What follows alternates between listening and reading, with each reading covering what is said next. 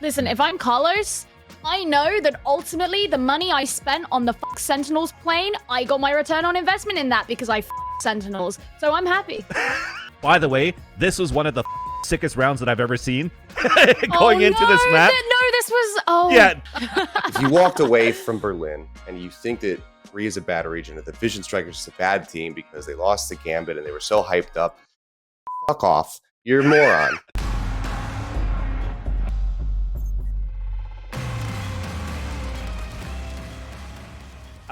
So without further ado, let's see if we could do this, right? We had this timer going on every single week with MitchMan. I'm the guy that talks too much, but I don't have any hot takes. I think that's why I'm the one doing the host. So Daniel, let's run out that timer and introduce what we have going on here for the show this week. It's going to be very simple. It's packed, though. It's going to be a very long show starting things off to recap what has been going on in Berlin from the playoffs into the grand finals, and we will have Achilles to hop on to start things off and talk about Vision Strikers. Then we'll have Rivington, another one of the famed casters that was in Berlin, to continue to talk about the quarterfinals matchups. And then, last but not least, Mike's high definition to talk about Envy's run from the semifinals to the finals. And you know what? I've been super excited about this. Unfortunately, we didn't see Envy win it all. I thought it was going to be Sentinels too, but now it's just going to have to be EMEA that's going to have that slight taste of victory. And I'm actually happy that MitchMan is not here to be able to fucking talk shit. But apparently, he still found a way. So let's roll that clip so he could rub it in. You guys really love to talk about predictions, huh? You really do. I mean, how many times have we had these conversations? How many times have we seen, oh, look, Mitch, 0-4 in predictions. Oh, how does it feel? Well, how does it feel to predict a team to make it out of groups that didn't even make it in? Ooh, that was a little bit of a sting. Sorry, Bren. But that was mainly aimed at you, Vansili. My boys. I'm not going to be there this week. So you get a moment, a breather. But you get one. It's a little buffer. Make sure you make the most of it. Enjoy the show. Because when I come back, let's just say I got a big-ass smile on my face. What are your thoughts, friends? What are your thoughts about EMEA winning this one? EMEA didn't win. CIS did. I mean, EMEA did, but EU didn't win. EU didn't win. MitchMan didn't win. Russia did. You kind of screwed that one up, didn't you? I did. I completely blundered it. I fucked it up. But my point still stands. EU didn't win. CIS won. And I mean, honestly, we need to be friends. Mitch just taking this opportunity to rub it in, but his region is going to get shit on just as hard. EU's donezo in the face of the Russians. We all need to work together at this moment, and he's just taking it to rub it in. It's just, it's a terrible situation.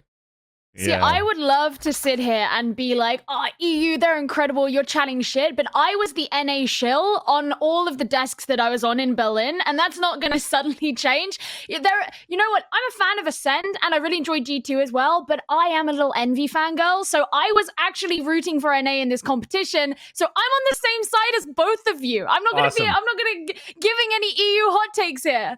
On this show, we are really good at talking shit to each other. So yes, maybe there's a fact that Gio was maybe mentioning right now that she was a fan of EU. But when I looked at your Instagram stories, Gio, it seems as though there was nothing but like Russian flags and makeup going on like that too. Like, There's also another thing here. Let's actually pull up a tweet from MitchMan before the playoffs started. And look at this. Look at this third line. What does it say here? Vision Strikers 2-1 over Gambit, and now he's trying to rub it in our face that he's actually a fan of Gambit from the beginning, like predicting for them to make it out of groups. Shut the fuck up, Mitch, man. You're not allowed to have some free jabs. I'm gonna have my free jabs too. We'll talk about it some more next week. Listen. Here's the thing. Okay, so in my defense, I got to wear one of the Gambit jackets, which is why I posted those photos. And I don't give a shit what team I'm supporting, what region I'm supporting. Those jackets are really fucking cool. Yep. And of course, I'm gonna gas them up. Yeah, I'll pretend that I've been a Gambit fan my entire life. I got to wear a fucking jacket. Did you? Yeah. No. All good. For sure, man. To be honest, I love those jackets. I've been a fan of those Gambit jackets since so like hot. The CSGO days too. So, and apparently it's like a very, very hot commodity. It's not like on the store where you could buy it. You have to be part of the team and stuff like that too. Ooh. So it really brings that that flair and that uniqueness to the organization. We asked Redgar about it, like a couple of us, and he was like, well, I didn't realize so many people wanted them, but he said they're all handmade, which is why they Wow. don't sell them as like a thing. They're all individually handmade. So that's why you can't just like buy them from a merch store. So I guess it makes them even more exclusive. Maybe they're handmade, but if they're handmade, they're probably handmade in Vietnam. So I'm gonna have to give some phone calls to my cousins. But nonetheless, Yeah, here, you can go let's talk about Berlin. Let's talk about the playoffs. Let's actually recap the whole groups to see where we got into the playoffs right after. So we're going to start here with Group A. We're going to skim through them really quickly and then try to see if we could gather our thoughts on any upsets, anything that really pulled out. But this, for me, was basically the group of death because you were thinking about Acend and Supermassive Blaze and Vision Strikers to be in the same group. But just to recap real quick, we had a very dominant upper bracket run for Vision Strikers where they qualified with Acend by having that rematch versus Supermassive Blaze, and winning that one. And going into Group B. Group B for this one actually was a lot closer than I would have expected in terms of it wasn't necessarily a group of death, but it was definitely a group that a lot of upsets could happen. And this is where I'd like to ask you guys, because seeing Crew moving forward for me is actually quite an upset and surprising for me that they were able to 2-0 Vivo Keyed.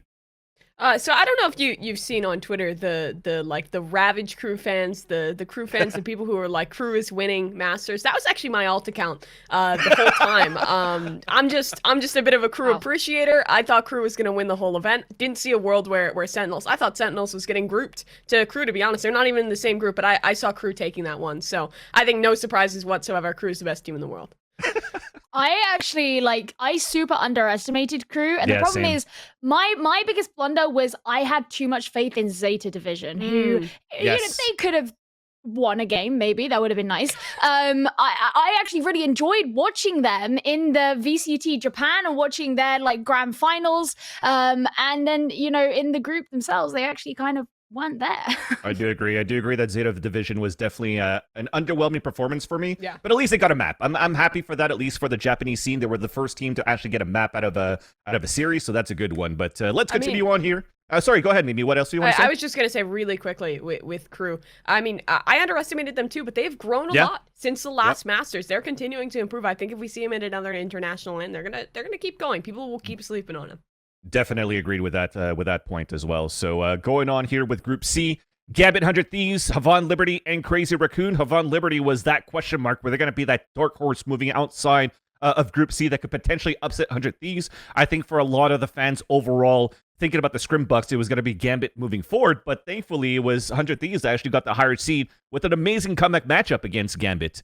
And then finally Group D, this is where we had a little bit of a core haven't been watching because Brent Esports couldn't make it of visa issues, so we had to go into a round robin format where, surprisingly enough here though, G2 actually got the top seed versus Sentinels, where Sentinels did lose a 0-2 versus G2 in the group stages. So now it brings us over to the round of 8, the brackets. And before we actually start digging deep into the brackets, I wanted to check your thoughts as well in terms of how you thought the seeding went, right? Because if you actually watched the live stream or what was going on Twitter, and then a video came out right after, we actually started picking names out of a hat to basically do these seedings. What's your thoughts on these girls?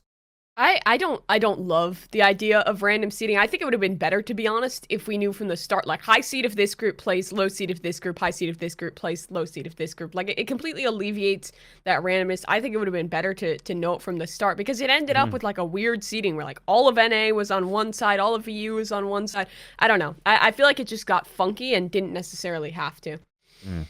I think if I were planning it, I would also want to do it where you know which seed of which group is going to be going against whom. But I don't hate the random thing, because I think there's kind of some spectacle and tension, I guess, from having the whole. I would have liked for the draw to have been live. I will say that would have been rather than have it be pre-recorded. And then have all the pro players tweeting about it. But.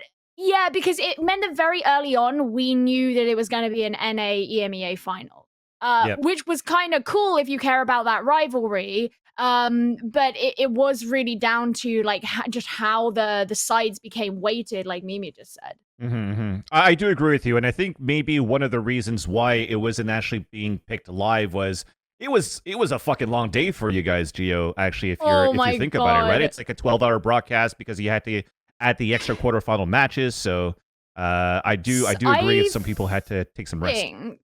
I think by the time that broadcast ended, it was close to about 1:30 in the morning, and then Riv and Dash had to go upstairs to go and do the draw. And I kind of walked up there. I was like, I'm gonna be nosy. I'm gonna see what's going on because like I could watch if I wanted to. And like they were kind of practicing how they were gonna do it. And I stood there for about 5 minutes. I was like, I need to go to bed.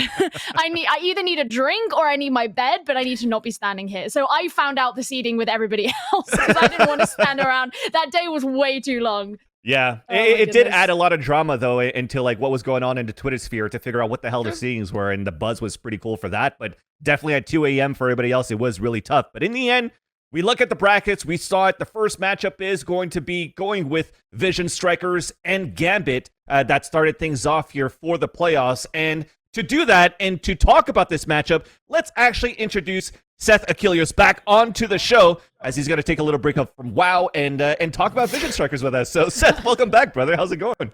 Thank you. It's been, it could be better. Is it because you're not leveling up, or is it just more on Vision Strikers not going as far as you expected? It's about Vision Strikers going. Like, there's been some dark days, Like today was good. Today was good. Yeah. We had the Korean Thanksgiving Chuseok out here, so I got to spend time with my extended family and whatnot. But everything surrounding today's events has just been a dark cloud looming over my head. There's like all of these were full before Berlin started. Oh no! And now you could see some of the levels on. I'm like, I was just watching the games. I'm just like, oh god! Like Paper X, there was like 9 of them. Paper X knocked out like 2 bottles that series. But no, I think seriously though, like at the end of it all, I can be satisfied because they lost to the team that won the tournament. So, like, I have that takeaway. That's my copium. That is going to sustain me until we get to champions. we had a bit of copium, though, right? Because I think one of the bottles that you started downing was actually for celebrations, too. Because when you look at this first matchup between Gambit and Vision Strikers, we actually finally, after waiting 9-10 days, we actually finally have Lakia coming into play because the first map has to be bind, right? So yeah, I overall, I want to know like everybody's thoughts here, starting with Seth. For me, it doesn't feel like it was on Lakia's performances that they lost the game. It looked like it was very Gambit dominant style on a map like bind. But what were your thoughts here, Seth, starting with Vision Striker's performance on that map? I think it's a little bit of column A, a little bit of column B. I mean, that's when absolutely batshit insane. He did some of the rattiest things that I've ever seen in my life on bind, and Vision Strikers just didn't know how to deal with it. That being said, additionally, like not only was Gambit playing incredibly well, Vision Strikers was not looking polished at all. There was a lot of opportunities for some trades to come in, and it just felt like the players that you would often rely on to hit your shots, such as Buzz, Mako, Lakia especially, because, everybody is really big and has been big on Lakia ever since his international debut, rather, back at Iceland. Those shots just weren't really connecting. Like Stax losing out on this peak duel, that's something that Stax typically will come out on top of. Buzz losing that off shot earlier on when he's boosted outside of flames. Those are things that they would normally hit. So to kick off the series on bind, it was an incredibly rough look. And I personally am beginning to very much question the Lakia system. Like I was fully a believer because it was performing incredibly well, in VCT Korea, but I felt like maybe they waited too long to bring him out on the stage. And I think that him not having that stage time coming out in such an important match, it could have added, to the pressure that he was experiencing, and that might have caused him to not perform at the level that we were anticipating. Yeah, I could see that, especially. Well, I mean, he does have some experience playing with Newturn, right? Like he's faced it before on the Iceland stage, but at the same time, maybe now playing with a brand new team, going into the quarterfinals, you've fought hard out of group of death, so you might have that pressure. But going into the show last week when we actually had Buddha from Vision Strikers commenting to talk about it, it was basically Lakia that came over to see Vision Strikers and say, hey, I'd like to join the team. But there wasn't really a system built around Lakia either. Also in this matchup, we saw a lot of Breach. Actually, Breach for me in general is an agent that was really only used by the Korean scene and also the Japanese scene and maybe Havan Liberty. Mimi, I want to know your thoughts about this too as well when you're looking at Breach. Do you think it made like a big effect versus Gambit, or wasn't it enough? I mean, I feel like obviously it wasn't enough because the games that they pulled out Breach were kind of one-sided. That Bind game they got dealt with, but I don't think that was necessarily Breach's fault. I mean, we've seen them in Korean competition. Like, Breach is the meta there. It works really well. They have this system where Stacks and Buzz have like the perfect synergy, can work really well off each other, and then you add the Lakia Sky in there as well. Like, you have so much system that works well on these executes, but I feel like Gambit just did such a good job at slowing them down. They're a team that's very good at on their defensive sides, just playing very slow, not really showing you too much, trying to stagnate those preset pushes that Vision Strikers love. And well, the thing was, they had that defensive sided start. They were really having to heavily lean on these retake situations, but they never got a good opportunity because, I mean, as we're watching in all these clips, there was always a rat in the corner. There was always a Nats pushed up in a weird little position that made it difficult to use that preset utility. I feel like they just did a really good job at making Vision Strikers feel uncomfortable, and that's what a comp like this kind of relies on.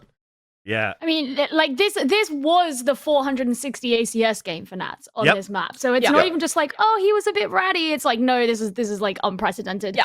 I mean, one of the things, like, because Seth, I'm actually really interested in your opinion on this. One of the stories, I suppose, that we ran with all the way from their first game against PaperX was, Vision Strikers have so many expectations for this event because obviously they didn't end up going to Reykjavik, and they were so famous for this long win streak that they had, and everyone's like, this has to be one of the best teams in the world that haven't had their opportunity to show themselves. Suddenly they're on the biggest stage of Valorant so far, and now they actually have to prove that. That was kind of one of the things that we questioned a lot, is has that had an effect on their performance? Now obviously we don't definitively know, but like, I'm really curious about what your opinion about that perspective would be.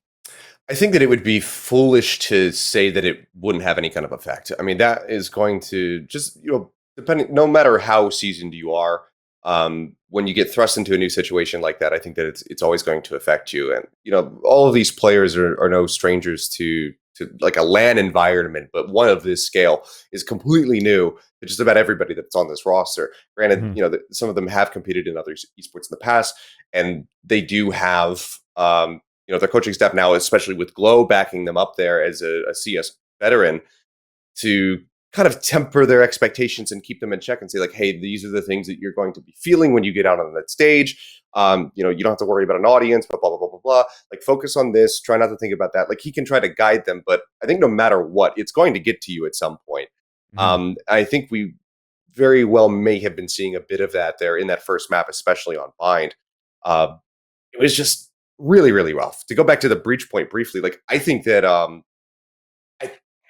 I hate to say this, but I think that if we had seen a swap with Stacks playing Sky and then Lakia just playing his Sova, we could have had a significantly better map of Bind. Maybe they don't take it still because, Nats was playing out of his mind, as was the rest of the team. But having that additional recon would have been so important when you're trying to play into a ratty player like Nats when he's going to be sitting in these corners. Like, having that recon dart, being able to clear certain angles with the shock bolts, it can add so much. Whereas the Breach, you don't get that. You don't get a confirmation with the Breach when that blind goes off like you do with the Sky. Obviously, they still had it, but, they were lacking the Sova. That's exactly my thoughts looking at this first map too, because when you're looking at this matchup versus Gambit, it was a lot of Vision Strikers on defense had to find a way to try to gather information. If they already used a Trailblazer out of Lakia, if you flash or you fault line, you still have to peek into Gambit to try to get some information. And what is Gambit known for on their attacker side is playing very defaulty and slow. So if you're going to hold angles against people that are pushing you, and you have people like Defo and Nats, then it's just going to be really impossible for you to actually win those duels and win that battle and gain that map control. So I think Vision Strikers definitely had some sort of like a wake-up call probably in that matchup in their playstyle, and probably have to think about something different. And something different they did, though, right? When we actually get into that second map, players that actually kind of like were a little bit cold at the beginning of the series. I'm not necessarily talking about Lakia here, but we had RB and we had also Buzz that weren't doing anything at all on their duelist role, but things changed a little bit better here on Split, Seth. Yeah, I mean, if you take a look at Bind, it was RB coming up with 1 kill, and you're like 1 in 15 or something like that. Buzz only gets 7 kills. They were missing so many of their peaks, so many of their aim duels, and then we shifted over to Split. I mean, this in the past was Vision Striker's best map. You know, it took forever for anybody to finally be able to best them on it.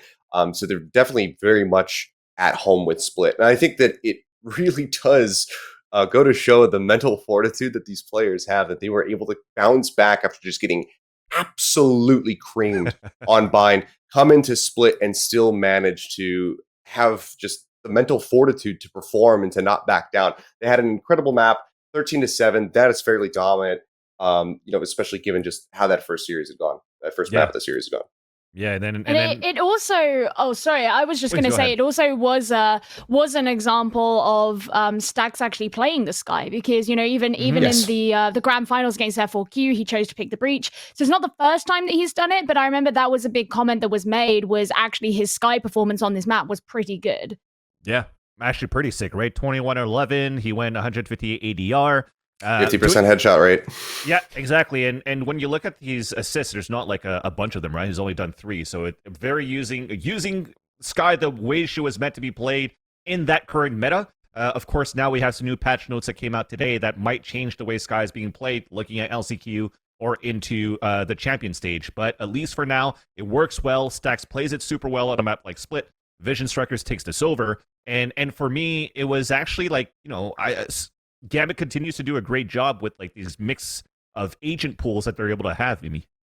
Yeah, I mean the agent pool mix-ups for Gambit, it provided a lot of flexibility for them, but for Vision Strikers, I mean, I kind of want to call back to the Sky point that we were talking about a little bit. I feel like they fixed up a lot of the issues they had with information, because when you're running that breach comp, I mean, it's almost like you're playing CS. You kind of got to phase check, push for information, do something like that, and that doesn't really work against Gambit because of how slow they are. They play that very lethargic default and are great at capitalizing when you make a mistake, when you try and vie for information. And I feel like the Sky was much more effective here in the hands of Stacks to find that early info, to work that out without having to put their team at too much risk whatsoever. I mean, they showed some more consistency here. I think it was also the Mako Astra was looking really good on this map. Always does. I feel like it pretty much always does. But the utility usage, fantastic as always. He was popping off on an individual level. It was just looking a lot better. And I think the defensive side for them, it just looked like they were back comfortable. So that reset timing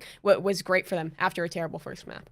Yeah, I agree with that. When you look back at Vision Strikers, with their most recent addition actually being Buzz and also being Mako in the team, it fits well, into the system that Vision Strikers currently implements. So to have an 8-team roster or 8-player roster and continuously use these 5 and maybe just lock you on one map, who knows what's going to happen after, right? We'll talk about that a little bit after we finish map number 3 here, because we're moving over to Icebox. So we had a convincing win for Vision Strikers after losing on the first map and then winning the second map 13-7. But then going on to Icebox, it turns back into the favor of Gambit. And with Gambit playing a very, very dominant attacker side as well, is this the same type of story, Seth, where you're trying to peek for information, you're trying to gather this information for Vision Strikers with the comp that you have and it's not working out? Or did you see something differently here?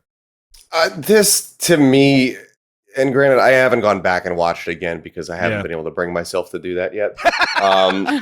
But I can tell you that in the moment watching this live and, you know, conversing with like the other Korean commentators that we have out here live during the match, it just really felt like this was Vision Strikers running out of steam. It felt like they had just pushed and dug so deep to be able to bounce back on Split that when they got to Icebox, which has been one of their greatest maps. They've only had, you know, previously one loss on it to Cloud9 Korea back in First Strike, when Buzz was playing on that roster.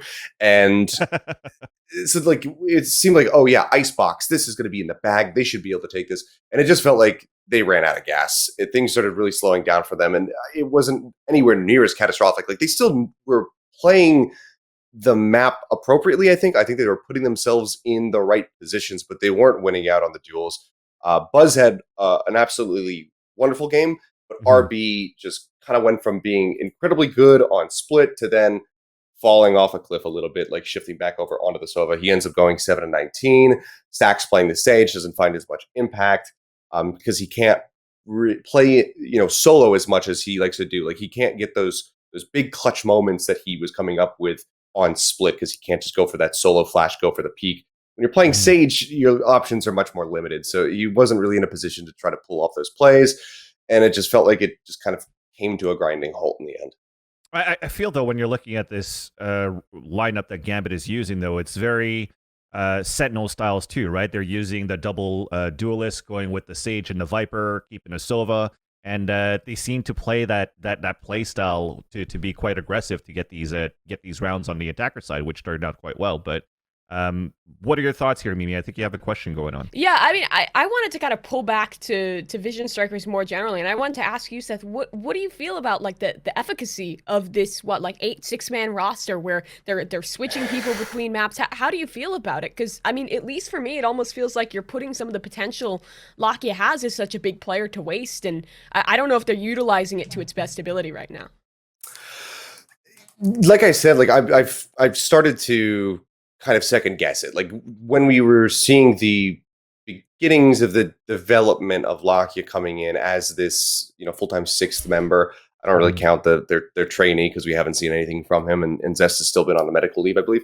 But I was a believer during VCT Korea because he would come out, he would find value, he was crushing and playing extremely well when he would make his appearances, on Bind.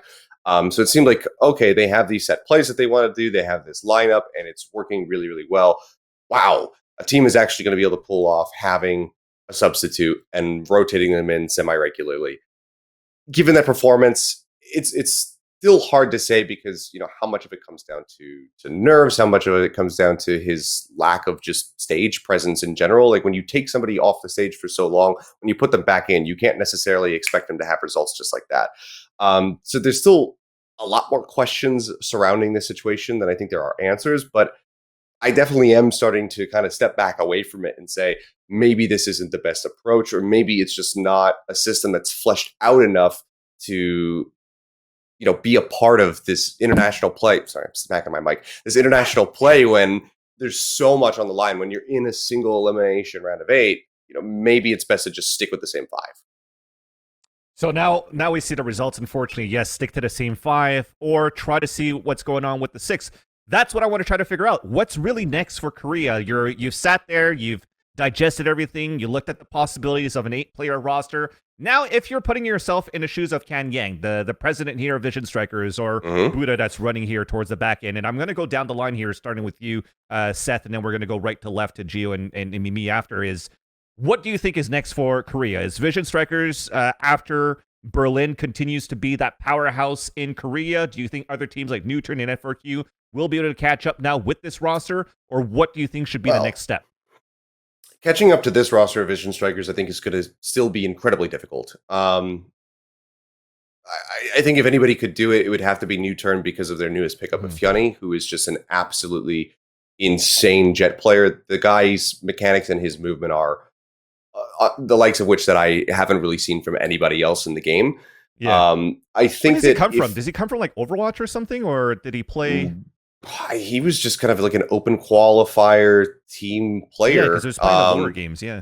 Yeah, and then he was just on a squad, and then he ends up, he impressed. He was able to take down Newturn on a map, absolutely beat the ever-living shit out of them, and now he's playing for them. So it was, it's a really good look for him, and it's a huge move for Newturn, because I think that if they can fine-tune him, that he could be one of the scariest players in the world. You're talking about like El Diablo of the Korean region. Okay. But better. Because he's okay. But Strong words. I think Newturn is going to be the best bet to be able to try and catch up with the Vision Strikers, but I still think that is going to be a ways away. I think the Vision Strikers are going to have an edge just given their talent in every single slot of this roster. I think that if they stick with the 5, if they want to go with the 6, I think it's still going to be incredibly difficult for another team to catch up to them. But the big thing I think for Vision Strikers moving forward is that when a Korean team usually goes out in an esport early on in the tournament, when they don't make it to a grand final, or even if they're in the grand final and they lose it, that is just going to fuel them even further. That's going to make them hungrier for the win. So when it comes down to champions, you can bet your ass that Vision Strikers is just going to be scrimming almost every single day. We've got the holiday right now. Champions is in December. I will not be surprised if I find out that they are scrimming every single day up until Champions happens, because that's just the drive that these players have. That's the drive that the region has. And they don't like being second best. They don't like being third best, whatever it is. They're going to want to come back in, and they're going to want to take the whole year. Yeah, I agree with that. Yeah, I think it's an interesting one because it's so easy to look at this series in particular they had against Gambit and be like, yeah, that was kind of disappointing. What's going to happen with Vision Strikers? But I think that just because they had kind of a sucky map or two, which was, as we've already discussed, a lot because of how Gambit were playing, and they ultimately went and won the whole thing. It's not a bad team to lose to. It almost shrouds how well Vision Strikers did play and how good a team they are. And I'm not so much worried that the four of us are going to look at them and say like, oh yeah, they're actually not that great. But I hope that people who watch the games don't come away feeling that, because I agree with you, Seth, and I still think that Vision Strikers are one of the best teams in the world, and it's going to be very difficult for a lot of teams, not just in Korea but any region, to catch up to where they are, and being able to develop the synergy that they already have and the talent that they already have, and do that so kind of laser focus leading up to Champions. That's quite a scary prospect, in my opinion. And even though this series didn't work out in Vision Strikers' favor, this was actually my most anticipated series for all 4 quarterfinal games, because I think they're an insane team. Yeah, I mean, they are. Go ahead, Seth. Oh no, you go ahead. Okay, yeah. I mean, I was just agreeing, that's all.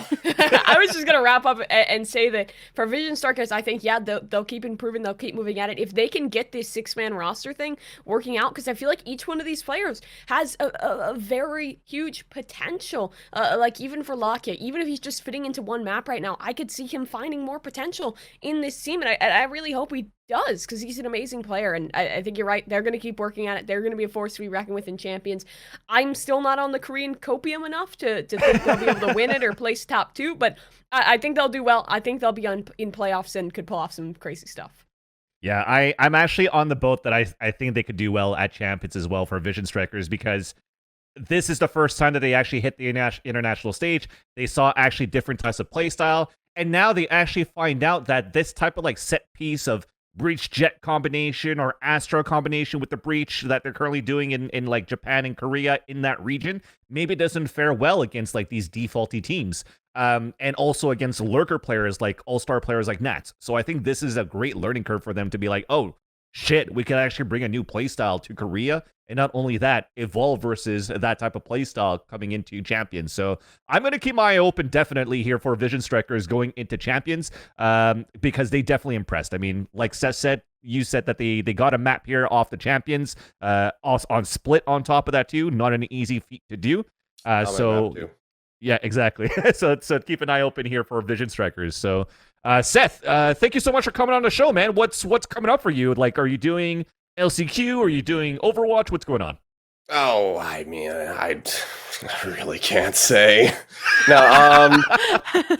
right now, I'm actually doing some PUBG for the first time in 4 years. Oh shit! That with Paper Thin as well, so I get to, nice. to jump into his side of the pod, I suppose, because he's been doing PUBG for years. So I'm doing that at the moment. There's some things on the horizon, so keep your eyes on Twitter and all that kind of stuff. But enough about me. My final thoughts, to fully agree with Gio. If you walk away from this, guys, I'm looking directly into you, not you guys, but the viewers. If you walked away from Berlin and you think that Korea is a bad region, that the Vision Strikers is a bad team because they lost to Gambit and they were so hyped up, fuck off. You're a moron. Vision Strikers is absolutely incredible. That series could have been the grand final, and it probably should have been. They were one of the best teams at that tournament, and if you have that opinion, get ready to have your pick'ems absolutely ass blessed, because they are going to destroy a Champions. If you still think that Koreans can't aim, well, fuck yourself. Good night. I fucking love it. I fucking love it. Seth, thank you so much for coming on, man, and I'm looking forward to have you on the show again. All right, later, brother. And based on that too, I mean, he's not wrong. Like, the Vision Strikers versus Gambit could have been a grand finals matchup, and to see that in the quarterfinals shows how much how tough it was, the competition that we saw with the top 8 teams moving forward. I was actually really rooting for Vision Strikers Sentinels to be the grand finals. That was the grand finals of my dreams. Yeah. And both of them went out in the quarters. Yeah. The matches were so tough to look at, man. And now that we see the bracket here, let's actually go ahead and talk about the next one. I think this one, a little bit more straightforward, but at the same time, not so straightforward, right? I think when we talk about Crew and G2 Esports for another quarterfinal matchup, I'm actually quite impressed about Crew and G2. Mimi, you mentioned, like, it feels like we kind of underestimated Crew at some point as well, that you felt you did that. I definitely did. Because Crew, for me, in Iceland, was nothing to like write home about. But to see that they made it out of groups, that they still made some very close games versus G2, I'd still be proud being this team walking away from Berlin. Yeah, I think I definitely underestimated them going into the groups, and I think I didn't expect them to get out, but they did. It's impressive that they were able to do that, but once they got into the quarters, I don't think there was much of a chance against G2. G2 was just showing a complete new face. They were able to kind of destroy the Sentinels in some of those group stage games. They were just looking incredible this tournament, to be quite frank. And well, for Crew, well, we saw some of these crazy individual moments. It felt like they just kind of stagnated once they got to this match. Like it was kind of a slow start for them on Icebox. They were able to finally get it going, and then there was just never that consistency showing through. And then Haven just kind of ran out of steam. It felt like they really did get Kelloxed as well. Kellox was having a pretty insane series. Yeah. Yeah, definitely. I mean, it is kind of crazy because one of the things that I mentioned on the desk on whatever fucking game it was, but it was that the thing that impressed me the most about G2 throughout this tournament is that it sincerely felt like every game they played, they powered up after that. You could see specifically mistakes that had been fixed or things that had improved. So it felt like every subsequent game, they were just infinitely better. So by the time Crew came to face them in the playoffs, G2, having been in Group D, so they'd played more games than everybody else. Yeah.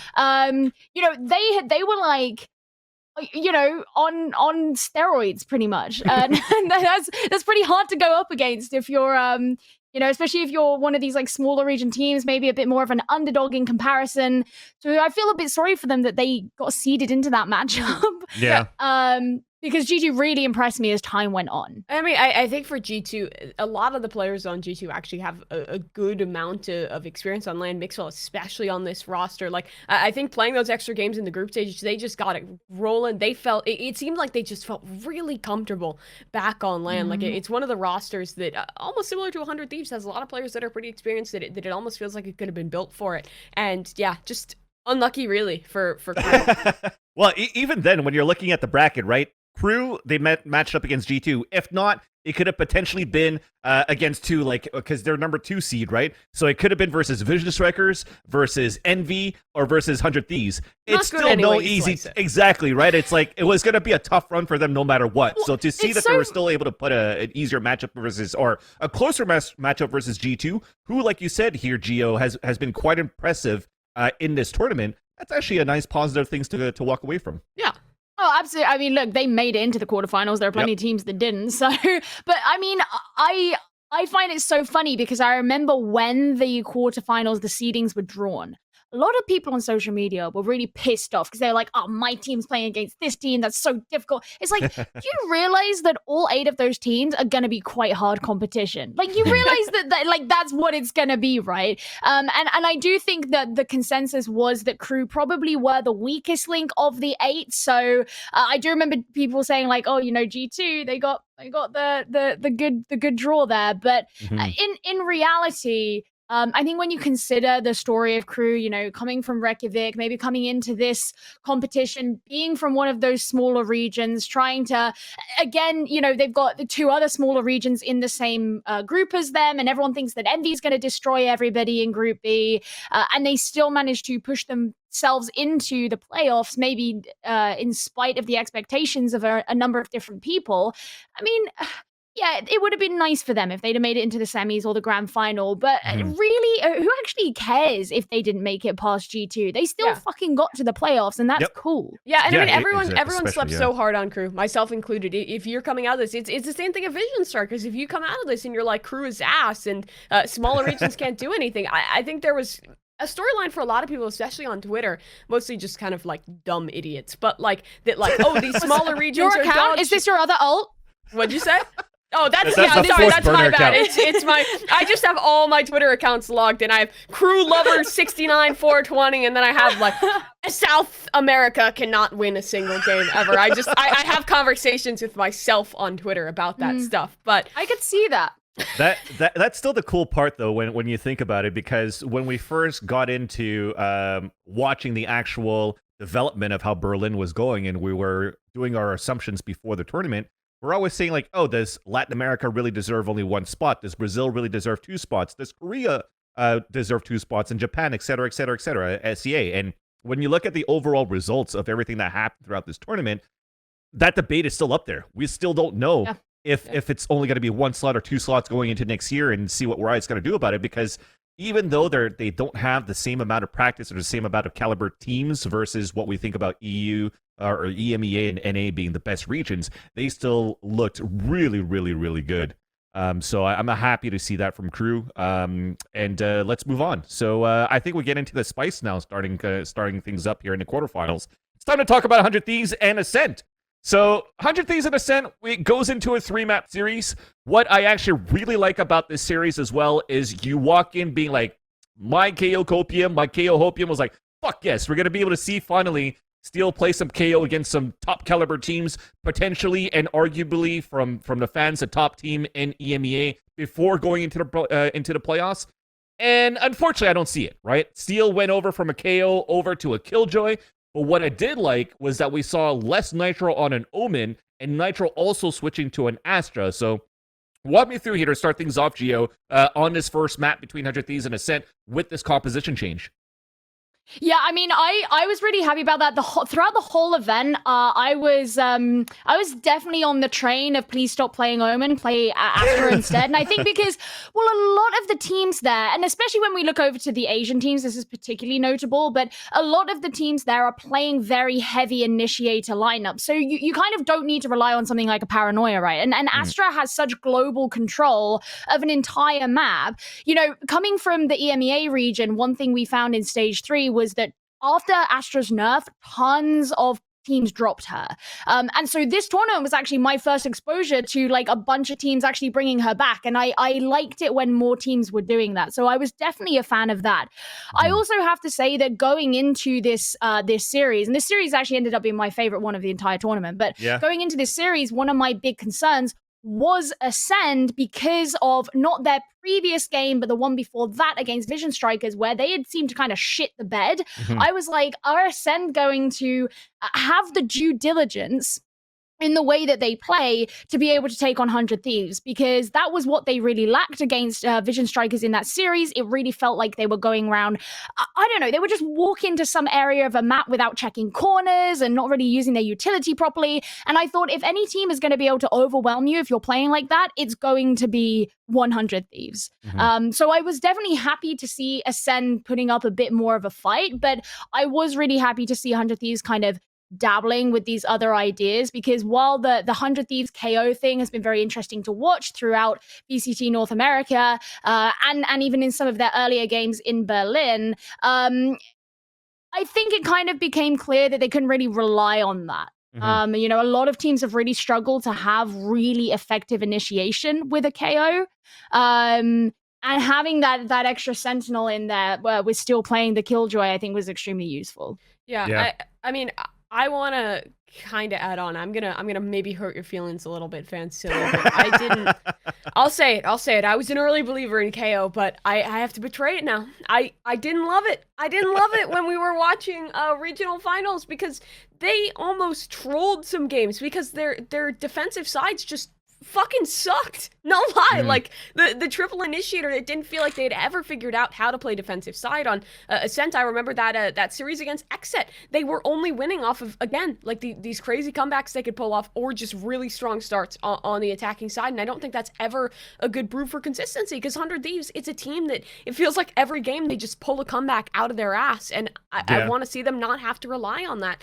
And excuse me, I think going to Steel on the KJ, it gives a little more power. to that defensive side. It gives a little bit more flexibility because KJ's not bad on attack either. And I think Steel, well, his KO was actually pretty good. It just didn't fit perfectly with the roster. He's a really good killjoy. He's very flexible. He can lurk. He can be right there with his team. And he's also calling on the roll. He's just really damn good at it. And I think it was a good flex. And they still have double initiator. It's not like there is any lack of initiating utility because for me, well, normally we talk about Asuna being the star of this team. I think Ethan was really shining through. He was looking like a star on that Sky. Ethan definitely stepped up to the plate, or even the whole team. I even think Nitro did very well. Oh yeah, playing Astra into the tournament too. Even when we go into the later brackets too, Asuna kind of like had a little bit of a colder moment, especially against Envy, which we'll talk about later. But I do feel that overall, if you're running this triple initiator setup, I still think that it works quite well in a sense that, yes, it gets into these close games and close rounds where it feels like you're almost throwing these rounds, but that's the idea of having this triple initiator in my mind, because you always have to gather so much information and have to rotate off the information that you get and you don't get. If you look at how 100 Thieves play with that KO, they're consistently rotating around Ethan and Steel together so that Steel gets some information. They go for a pop flash, they go for the sky flash, they go for the trades, and it always comes down to the situations where you have to have a 2 versus 1 or a clutch situation from Hiko, but they have that roster to be able to do that. By the way, this was one of the fucking sickest rounds that I've ever seen going into this map. This was so good. So Steel goes into this new turn ult that they did in Korea, and he's able to get this spray and the first kill, and even the reaction times from the players on both ends, like they were having a fucking blast. I actually love this. Did you see the clip that 100 Thieves put out with it? He had one hand up. He only had a hand on the mouse. He was just going for it. Dude, we were fucking screaming watching that. Actually, here's a fun fact. There was a point during the week or the 2 weeks or whatever it was where our production in our ears told us that we had to be quieter during the games because, just in case the mics or the players or anything could pick up the fact that we're at the desk yelling at this shit that's happening on screen. And that was definitely one of those plays where those things came up. I think everyone was like, just those sheer moments. Just imagine that if fucking COVID didn't happen and we had the fucking like spectators in the arena, and that is happening right now in a 2 versus 1. Steel got his hands up. He's like the trash talker on land that we know Steel to be, and then everybody just feeds into that. Like Plat Chat boys were all also like screaming up top of their lungs what was going on there. I was screaming in front of my monitor. It was so nice to see. But just to focus back here on this composition, right? We talked about how Initiator, they rotate a lot. Now this time they bring in Steel, going back into a Sentinel player. But the thing is, he also went into a Killjoy role on Haven instead of going for a Cypher, where he's usually known for with those ratty traps, right, that we see on the A site. But I think that's where the mix and the composition between, like, for example, the Killjoy and the Astra is going to help a lot too, in terms of helping you get these rounds because of these combinations you could get. But then let's move on here to the third and final map. This is where it gets crazy because, yes, we saw dominance from 100 Thieves going into this second half, going into the third map after winning the second map. And then it just really looked very one-sided for Acend on this map. And they had to pull a lot of shit out of their ass for 100 Thieves to be able to catch up and win. But first off, let's focus here, Mimi, with the agent composition again. Nitro switching away from an Omen going into a Jet. I'm a fan of it. I'm going to be honest. I thought the Nitro Jet was really good. I feel like he hasn't really had the opportunity to show us that, like, star fragger he can be. But back when he was in CS, when he was playing for Liquid, he really was like a star on that individual level. And coming into this game, coming into 100 Thieves, I didn't feel like we got to see that out of him. And his Jet play was actually pretty damn good. I thought he did a good job with the initiation. While Asuna is a very good Jet player, I think his comfort lies more with the Reyna. So you lean into the comfort picks. Let Asuna have his Reyna, have Nitro pick up something new, be that main initiation force to set Asuna up for even more success on his Reyna, and then you add Steel onto the Viper there, which he's played a little bit before. I mean, it's good. Viper's good on this map. I previously was not a lover of solo controller, but I think the way Steel plays it, he does really well at it. They have enough flash utility. They have enough information that you can get away with just that Viper. And Ethan, again, was having a pretty good game, especially in the latter half to help with the comeback on the Sky. I actually think that Steel on the Viper on this map was pretty good. I mean, one of the notes that I have from that game is that I felt like 100 Thieves played their Viper's pits really well. That was something that there were a couple of teams that didn't do quite. There were a number of games where I saw like Viper's pits be used at the start of a round and then immediately the Viper be like taken down. It's like, oh, cool. That was a really good Viper's pit. It's super useful. But I thought 100 Thieves actually played theirs pretty well. But I mean, obviously, yeah, the Nitro Jet was the main story of this, just because I think it took so many people by surprise that he brought it out. Don't forget, of course, this map did go all the way to overtime, which I think is just such a testament to what this series even was and represented, right? Yeah, it was just kind of wild because it felt like it was, whenever like teams bring out something like new on a map 3 of an important game, you just kind of like feel your heart fall out of your ass a little bit. So I mean, I also like I know that early on in Breeze's lifespan, we saw a lot of very heavy like Sentinel play on this map. Like I remember Gen G for a while was running that double Senti comp, and I never loved it. I think that while Cypher, you can get good utility out of him. I think especially on the attacking side, the lurks can be really strong. Those tripwires are great at locking down flanks for a map that is so kind of set on having that mid aggression as a defender. But I like the way 100 Thieves played without it. Like the double duelist, especially with the Jet on Nitro, allowed for that execution heavy style, and then Steel in a lot of ways kind of picked up the duties of a Sentinel. I mean, obviously your Viper's always going to be very good at locking down. There's so many tight chokes on this map, or one orb, couple mollies, and you can completely shut it down.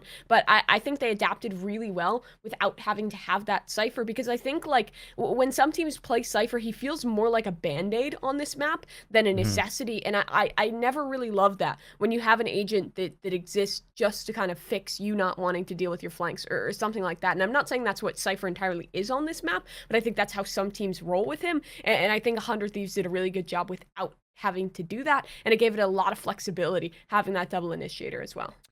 Yeah, I feel like when you're looking at a map, like Breeze, is where the duelists have probably the most important job in the team so far, because the map being so open, you're going to have to land your shots really as your Jet operator, especially if you're going a single duelist. But the fact that you have Asuna continue to play this Reyna, where even I tweeted out before saying now how he looked a lot more dominant on defender side than on attacker side. When they were losing that first half 8-4, I was like, oh shit, this is fucking over. Even on top of that, Nitro is opting as a Jet, which I actually was a fan of too. But I was like, I hope he's not going to play the same spot as when he was opting as Omen. And the first round that he buys an op, he plays the same spot behind a right pyramid by the palm tree so he could dash away if needed be. I'm like, oh shit, this is still going to be too predictable. Finally, to start rotating him around and it works out, but it's still going to be an 8-4. And it was actually a very, very quiet half for Nitro until they got onto the attacker side. And that's where all the impacts came in. I think they had to do a comeback of like a 5 round in a row. And I even think Nitro got like, 15 kills or something like that within like the last 8 rounds for them to be able to win that game. So the story of the comeback continues right now for 100 Thieves. And this brings me to that question. And I want to go down the line here, starting with you, Gio, is like, okay, 100 Thieves, they've played the comeback now versus Gambit and won into group stage. They've made the comeback into Acend and were able to win into the playoffs. But is this what we have to expect from 100 Thieves moving forward into all the other tournaments that they're playing? Well, I don't know, because you'd assume that if that's what you have to expect, then they would have won their semifinals as well, right? Yeah, true. Which they did not. So I don't know. I enjoy watching 100 Thieves. I like their willingness to try new things. I think that's something that works really well for G2 as well. They're another team that are quite happy to chop and change between what it is they're bringing and what it is they're trying. But I think, for example, if you look back on the first map that they played against Acend, and we've got Asuna and Steel just kind of doing terribly in terms of what their numbers were. In fact, I remember when we went into the second map, hearing Asuna say to his team, I promise I will get more than 8 kills this round, right? Or like, I promise I'll get more than 8 kills this map. And it's just like, these are really good players, but you, especially like in a time where we are talking about people like Ye and people like CNET and people like Buzz as these absolutely insane, consistent duelists who are just absolute stars, Asuna's a fucking fantastic player, but you can't have maps like that, really. If the rest of your team are relying on you so much, and if you are typically playing compositions that is designed to support you and facilitate the way that you play. I think 100 Thieves are a great team. And I think that even just watching them play, you can see how much they gas each other up and where the support is in that. And, you have these players, like Hiko and Steel behind the team who are going to be like pushing them on and stuff like that. So I don't think that there's any plateauing here for them necessarily right now. I would like to believe that going forward, it's not just going to be relying on scraping by and just pulling out the win. I think they, like a number of the teams at Berlin, will be able to look back and actually learn a lot. And the fact that they did make changes throughout the course of the event says to me that they were learning on the fly. Now they need the time to perfect those things that they've learned, and they have that time now. Yeah, I mean, I almost want to maybe disagree a little bit on the setting Acend too much up for success thing, and then when he fails, that kind of causes issues, because that was true. But I think that second comp we saw, that Breeze game, showed a bit more flexibility. It showed them trying to enable Nitro, let him out of Omen jail, free him up, try and give him that success, because I thought that was really successful. Keep Hiko on his comfort point, keep him on that Sova. I feel like they have the back ends, and they're starting to push away from needing Acend to always be the hero. That's going to be a big point for me. As we watch the LCQ, can they push past just having to have this guy be a hero? Because when the team started, it was like Acend, Dicey, go kill. No longer have Dicey. Now you have Ethan coming in. You have Ethan stepping up as well. I feel like slowly, especially in this tournament with Ethan and Nitro, we're seeing the rest of the members of this team really step things up. I mean, it was the same in the regional finals. I think it was Nitro who was doing actually really well on the Omen. I don't love Omen as an agent, but on an individual level, he was doing great with it. I think they're going to keep piecing that together, and I think that for LCQ, we're going to definitely be able to see 100 Thieves. They can push away from that one-man show a little bit more. Yeah, and now that we have a chance to actually see, or we had the chance to see 100 Thieves now on LAN, the question was always that. It's like, 100 Thieves, they're a team that's built for LAN and whatnot. And the question now comes down to, if they actually didn't have that LAN experience, would actually the results have been different? And I'm going to let you guys here on Twitter, on YouTube, and also in chat, #Valoranting, to let us know your thoughts and comments so we could actually engage with the community. So let us know what you think. With 100 Thieves be able to make it if they actually didn't have that LAN experience? Would it be one-sided? Would Acend would have moved forward? I want to know your thoughts. And with that, we could continue to move on here as we continue with the quarterfinal matches into the playoffs. It's now time to bring in another guest. One of my very old friends that we started casting Counter-Strike 1.6 in about 2004, 2005, until he actually branched out to League of Legends and now back in Valorant. It's time to bring on the man, Rivington III. Riv, how's it going, buddy? Long time no see on the show. Amazing. Thank you for having me on. I love seeing all your faces. I'm already having event blues, so I was like, do a show already? Yeah. Let me talk about some things more. I got to get back in it already. Thank you so much for having me on. It's good to see everybody.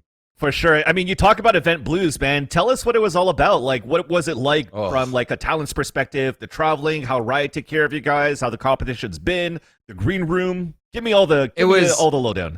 It was interestingly like such a new event going into Valorant. There were a lot of things that weren't there as comfort from League of Legends. So with being with the new team, we were all the new team, the new event, the new setting, the new area. We were all learning to like work with each other, see what we needed. And we became such a closer team because of it.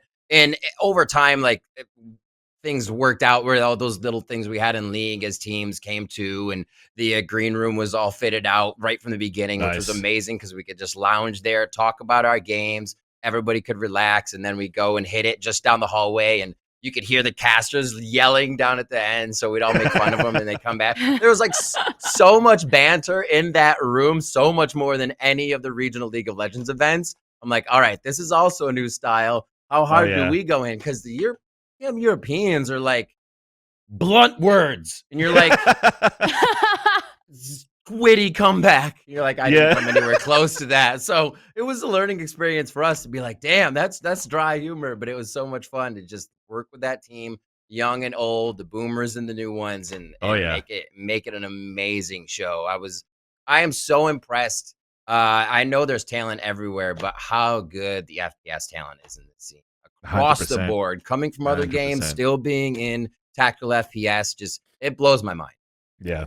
I just want to like give a little nugget of behind the scenes and let everybody know that Riv insisted on getting Five Guys every single day. Almost. So like every day we would be sitting in the green room and he would run off to buy Five Guys every day. It was like at day 4, I was like, I've had 20 guys now. I'm going for 25 guys tomorrow. This is gonna happen. And everybody's like, I'm like, I don't eat red meat at home. And it's right. That was like such comfort. I always remembered when we traveled for League of Legends, me and our player handler, but she just managed us, Kim. She's amazing. Be like, do you want to find Subway? And people are like, do you eat when you go to different cultures? And we're like, yes. It's a cultural experience to try Subway in every place you go. So, well, the German Five Guys fries were really nice because the ones we have in the UK, I don't know about the US, but the ones we have in the UK is like the entire world's like resources of salt get piled into one like cup. We suck at mayonnaise in North America, by the way. What are we doing? Mayonnaise in Europe is... Mayonnaise and fries is so good. Like, people who hate on mayonnaise and fries... they're missing the Van Silly taste test, pretty much. But are you to be trusted on food, Vance? I don't know if you're to be trusted on food. Isn't this the guy who eats pizza backwards? I don't know. Look, if I eat pizza backwards, it's still pizza backwards. And also, if I eat pizza backwards, you know what I finish with? I finish with the pointy top with the most toppings and melted cheese in the front and the most ratio cheese to it. Have you seen the picture, Gio, of him eating pizza backwards? Evidently not. Also, I only ever buy stuffed crust pizza, so the highest cheese ratio is in the crust. When I was doing my CS event, it was at the same place from NA Regional Finals. So I could just feel the energy. This is the hallowed grounds where Van Silly ate his pizza backwards. Vance, do you never fold your pizza then, or do you still fold it and eat it from the crust?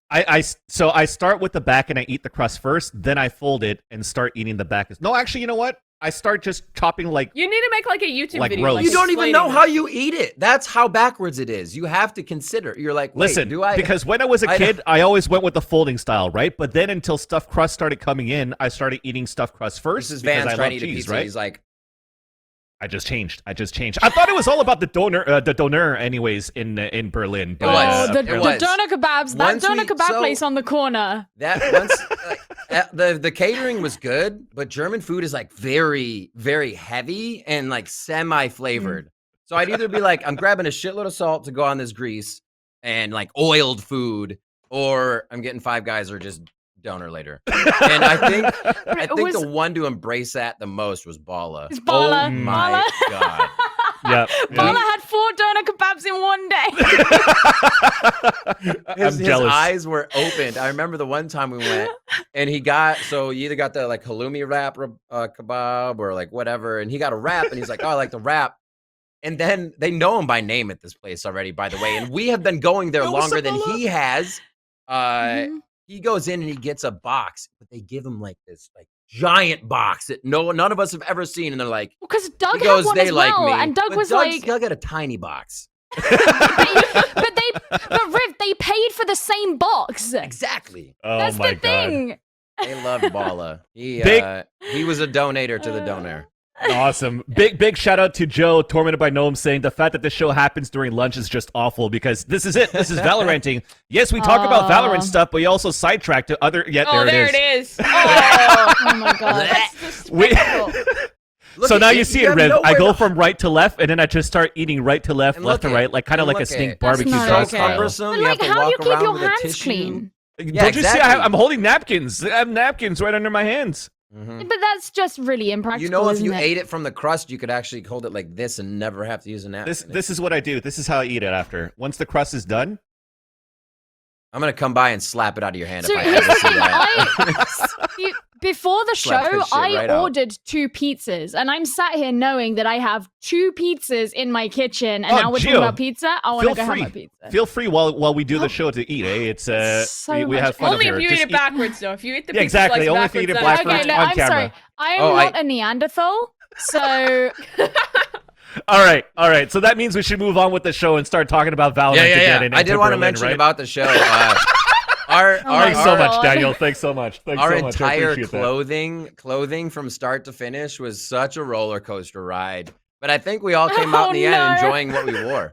I think we all came out enjoying what we wore, which did not, I got lucky. did not start like that. Oh man. I got the. You have like one style of Aeon Flux, and that's it. It's fine. Like you're always going to be able to fit into something. Actually, props to the designers too to give you guys such a cool wardrobe to wear throughout the whole week. But they made a bunch of the stuff as well. Like, check them out. Yeah, they were really cool. I tweeted about them. Yeah, check it out. Rivers. Rivington's Twitter is right there under his screen. Get over to the Twitter and then follow the designers that actually put everything together there for that whole week for the clothing for the whole talent for the whole week. It was actually really fucking awesome to watch, awesome to see. Everybody looks super fucking stylish. And actually, the Plat Chat boys were making fun of you guys, saying, like, it seems as though you recycled, like, one leather jacket through everybody throughout the talent. And then everybody was wearing a necklace. Sean was wearing double leather. Like, on a few days, he had leather pants and leather jacket. Like, he was ready to go biking. I'm almost happy I didn't go to Berlin because I don't want to see myself in leather chaps. But yeah, enough of that. Let's move on to the games, right? Let's talk about the quarterfinals now. Riv, you came onto the show right now to talk about the quarterfinals for Sentinels and Envy, where I did. This is actually like the matchup that pissed me off the most throughout the tournament, because if we actually had NA as number 1, 2, and 3, like top of the seed, at least in their groups, we wouldn't see a North American matchup, but we did, unfortunately, so early. Oh, that's why it pisses you off. Yeah. Yeah. In the writing, if you look at the entire just year for these two teams, even their changes for 1 or 2 members coming in, the writing was really on the wall that this was going to be a very close match, and Envy could have easily won it. But looking at it, it didn't feel close because Envy had this string of rounds all the time. They'd pull in 3, 1 for Sentinels, 6 more for Envy, a few for Sentinels. So you're like, why are they getting blown out? But every time these teams have really faced off, whether they had this roster or before, it was 13-9s, 13-8s. It was super, super close. And seeing what Ye has been able to do and how his playstyle has matched up to Sentinels across so many teams, across Ambox and now he has always dominated. When he was on Ambox and they played, he went 52-32 against Sentinels. And that was one of Sentinels' 3 losses they had coming up to this event, where they finally got beat again on LAN, and people were like, oh my God.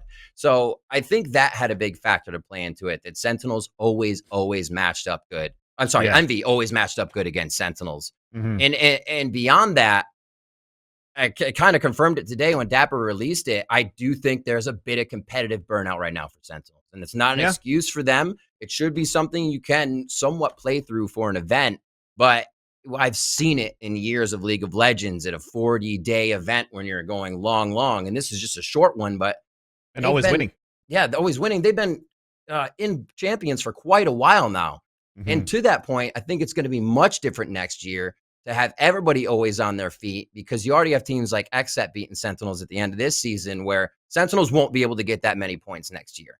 They won't be able to just say, oh, Berlin's kind of a practice zone, which I don't think they came in with that mentality. But once they started getting complacent, where's that drive? Envy's hungry as hell coming in here. You have to beat that hunger plus a bit of the complacency on your side. And that just wasn't, I don't think, happening for Sentinels. Even though we saw them say like, oh shit, we went down 9-3 first half. They bring Haven to an OT. And then, Split was even closer, but too little too late at that point. Yeah, and that's it for me too, because when this matchup started between Sentinels and Envy, this was probably a map picked by Envy, if I'm not mistaken, right? Going into the map ban series, which again surprises me, because Envy for sure had been looking pretty good on this map ever since, right? It was Envy's map pick, and they actually beat was it 100 Thieves 13-0 on it at some point during the qualifiers or whatnot? So cool. They're looking pretty good, but this is still, for me, Sentinels' playground, right? Where they're that type of team that can really adapt to the play style, and just Sentinels in general, when they ever play a matchup and they're falling behind, it's like, oh, they're going to be able to have a comeback at some point. They're going to be able to learn and read how their opponents play. But unfortunately, they actually haven't. So what really happened here? I'm going to throw that question over to you guys here, and starting with you, Mimi, because like we're looking at this matchup where, it's like, okay, well, Envy's looking pretty good. They're starting to read Sentinels a little bit well here, where they're always trying to fight for this long A control and just post Ye at long A on Haven. and make sure that they cut these rotations out of Sentinels, but there was no adaptation going in from Sentinels from what I've seen. Yeah. I think there's a level of complacency there, to be honest, because Sentinels, they're at the top. I mean, I don't want to say they're not trying, because that's not true. They work very hard. Shazam especially. I mean, we've heard from him interview after interview, the amount of work that goes on in the behind the scenes to get them ready for the event. But the thing is, Envy is a team that like Riv said, they're hungry. They're starving for a win, because they just found this perfect new roster. They have Mike's coming in as a coach now, and they've just been looking better and better. And the thing is, Sen, they're at the top of the game. They're at the pinnacle. When you're looking down from the top, everyone is looking up at you. Everyone is watching your VODs thinking, how do we beat Sentinels? How do we play like Sentinels? How do these guys do it? And if you ever get complacent, even for one match there, you can lose because everyone is looking for it. And I don't know. I want to almost bring up the question about if we think that Sen will ever get a coach, because right now it is just Shazam for the most part who's having to make those strategic decisions, and they're at the very top of the game. It's been working thus far, but now we've seen them falter a little bit. Is it still a situation where he alone is able to handle it? He's very capable, but is there a case to be made that maybe bringing in someone else to aid in that might better them in being able to prove a little bit more adaptable, in being able to bring out more? Yes, they've switched comps, right? They went away from the Phoenix on the Haven. They've changed things up. It's clear they're working at it, but it just doesn't feel like enough right now because everyone is looking at him, Envy especially. Yeah. I feel probably really well. I find it kind of plays into this thing that I think we discussed a bit throughout the course of the event, and that is that enough time has elapsed in Valorant now that the teams that got ahead early because they had this really raw skill can't just kind of rely on that, because a lot of teams they've built and improved in that time. So the gap between the top and the bottom, in inverted commas, you know, the lowest of the best teams, is actually pretty narrow. So I think that the thing with Sentinels not having a coach is you don't have that external voice that can come in and add to that analysis and add to the ideas that they're coming up with and giving a fresh perspective, even if it's just from a creativity standpoint, right? Because one of the things I felt when watching Sentinels, particularly in this series, was they almost felt a little bit stale. And I think that's one of the problems that you potentially come across when you do rely on a player on your team to be the person, because he's coming in with an internal perspective, not an external perspective. They didn't have their crispness on retaking. It didn't seem like they were all together in their situations how they usually were, because on Haven they went 9-3 right on defense, whereas they would let a team take a site and they could retake A like their opponents had lollipops in their hands. And you never saw that. You never saw that from Sentinels again into this. This is also where it gets surprising for me too, because we're moving over to their map being split, and excuse me, even when they're playing this map in Berlin, they haven't really had that good of a results anyways, right? In group stages, they actually lost to G2, then they lost to F4Q, and now they lose to Envy at this point, where they sort of had an agent composition change. Not sort of, they did, right? You were thinking about at this point, no more Sick on the Sage. We're putting him on a Sky. But then you're actually unfortunately pulling, and I say unfortunately because I'm getting to that point, Tens goes back into a Raze where we're like, shit, this is not looking good. Because he, in the past, throughout the NA qualifiers, hasn't been looking that great on the Raze mechanical skills. And I see that issue again over here. They actually looked a lot better when he started playing Arena a little bit more onto this map. And I want to know your thoughts now here, starting with you, Gio. It's like, do we feel now that maybe the agent pool for duelists is really limited for Tens right now, where it's maybe just Arena and a Jet, and if they need somebody that needs to be a little bit more explosive on a map with Raze, that they might need to try to have him, start practicing this agent a little bit more? I think maybe you can, make the argument that the Raze is not necessarily his forte and he needs to put in the hours, but I think it would be kind of unfair to say that he's too limited, because he would not be the first player in a top team to have a very limited duelist pool. Right? He just wouldn't. We've already spoken about how Ye only played Jet in the entire tournament. Are we turning around and saying that Ye is too limited? No, we're not. The difference is about whether or not that limitation actually becomes a tangible problem in the way that they play. And I think that if you're going to look at the way they play, and there are games where, like, TenZ is not necessarily doing as well because he's going on to a different duelist or because he didn't get enough kills on this duelist. It's more of a wider problem rather than just TenZ himself. I mean, I gave TenZ a little bit of shit on the broadcast because I thought it was kind of funny. But in reality, the reason I give him shit is because he's such a fucking good player. Yeah. So, like, in reality, I think it's really unfair to sort of point the finger at him and be like, you're a bit limited. Because, sure, maybe it would benefit him to go and, like, practice on the Raze a little bit. But realistically, is he going to need a duelist pool of, like, 3 or more agents? Probably not, unless they're going to really change up their playstyle. I think it's more important that they actually neaten up the issues in the way they want to play as it is. I think Go ahead. I think that for TenZ, it feels like so much of the pressure that's on his back is around being the space creator, being the one to entry for the team in all of these situations. On that Raze game on Split, I think he was 1-6 in first kill, first deaths, and I feel like TenZ is always that guy that this team is looking to TenZ make a play, the team follows up, because the storyline around Sentinels has always been they have the best player at every single role in this team. Like, it's like the perfect on the individual level at very least. But the thing is, when one of those individuals starts to slip a little bit in some match, it feels like they struggle to make up for that because it's so rare that TenZ has an off game. It felt like there wasn't much redundancy to it. Shaz was on the Jet this game. He was also having a slow one, but I feel like when TenZ is slowing down, then you have to have the pressure of IGLing, entrying, following things up, opping, all of that onto the back of Shazam, as well as basically being the team's coach. It just feels like too much. I think that too much lies on the individual shoulders of a lot of the Sentinels players, and you add to that the expectation to succeed. They're the world's best team. They've been talking some massive shit because they want to prove that. They want to keep that up. They all believe that they can stay as the world's best team, and that is a lot on their shoulders. Some of these players are still pretty young. TenZ especially, yeah, he had experience in CS, but it never went stellar for him. Like, Valorant is the first game where he's really found big success. So I think that there are a lot of pressures on these players at an individual level, and the second that one of them fumbles, it's kind of tough for them to make up for it because there's been so few circumstances where they've found those troubles. I think one of the things. Oh, go ahead, Vans, if you want to say something. No, I was literally about to say, Riv, I heard you say something, and then I was gonna. I think looking at just how Raze, Jet, Reyna play in the way TenZ wants to play is a big one in this too. People can avoid TenZ on Raze unless you have the play style of Bunny.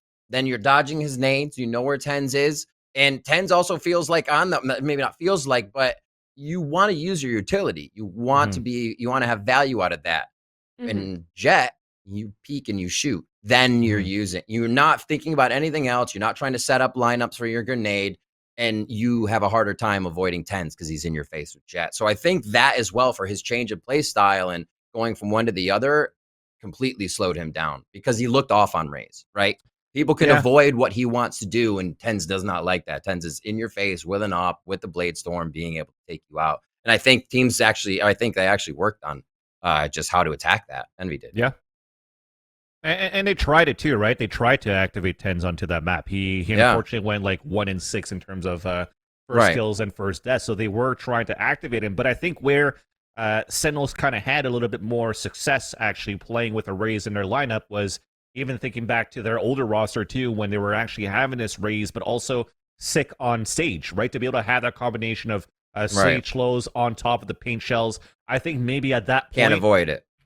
Exactly, and I think that's why we actually we saw TenZ play a little bit more towards the A side on defense, because who's usually anchoring towards that side of the site? It's going to be Zoms, right? You got the gravity wells, and you got the stars that you could place around that area, so they could actually try to have a little bit more stoppage on that defender side. But once they try to get into the attacker side and try to get the mechanical satchel charges movement, you actually didn't see that much coming out of TenZ, like a Bunny, as you mentioned, Riv. And also, even if I look at the other races that play on that map, I mean, Nukier tried. I even think that Mixwell even tried on that map. Yeah, and you definitely had some blast packs forward.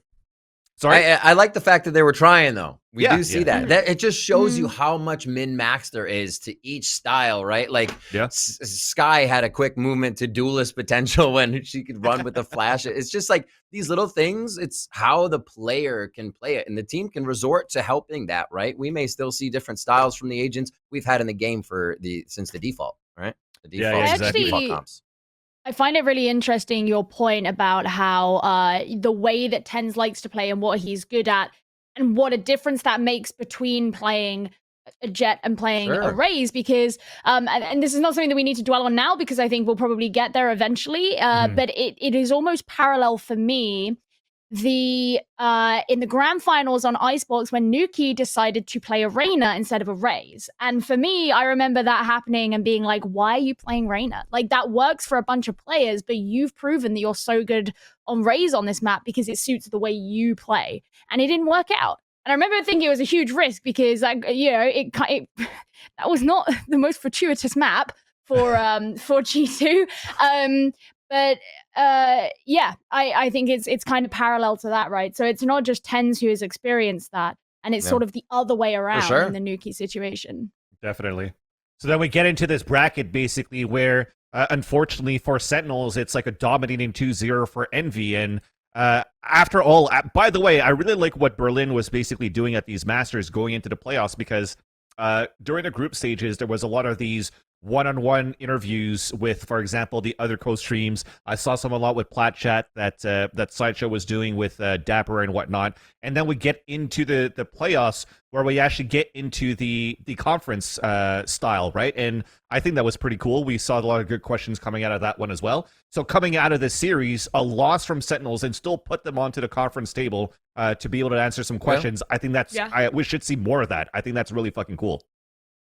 Especially with the impact they've had in the scene. Honestly, no, especially with the impact they've had in the scene. You want to hear what were those problems? And again, Dapper just kind of said, you know, I was a little complacent. I probably didn't scrim as much, just released that on Reddit, or it came off his stream rather. He didn't release it. And it kind of makes sense again with the road they've gotten, how much they've won, but still to hear it from them is something the fans need, right? To know, you know, we obviously are this strong. They came back to OT and map 1, but we have to know that it's a learning experience. If they don't say that, then you're like, okay, did they really just troll this? Because that's as well what the fans were wondering. Shaz has to basically be like, yes, my teams are trolls, but we all care still. Don't worry about it. And you got to reassure the people sometimes, because it might have gotten a little too trolly.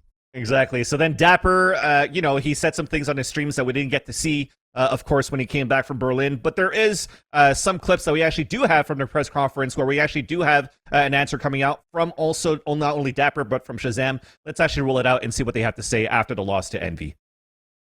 Sorry to keep following up here. Do you think that this result kind of hurts your confidence for champions at all?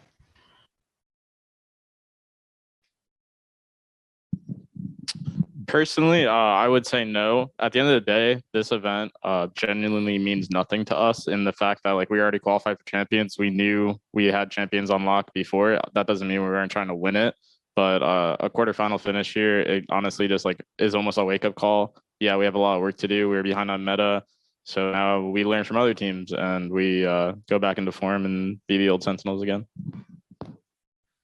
Just to bounce off that, I mean, we definitely intended on like giving it our all, and we did, and winning, and we got outplayed by all the teams we lost to.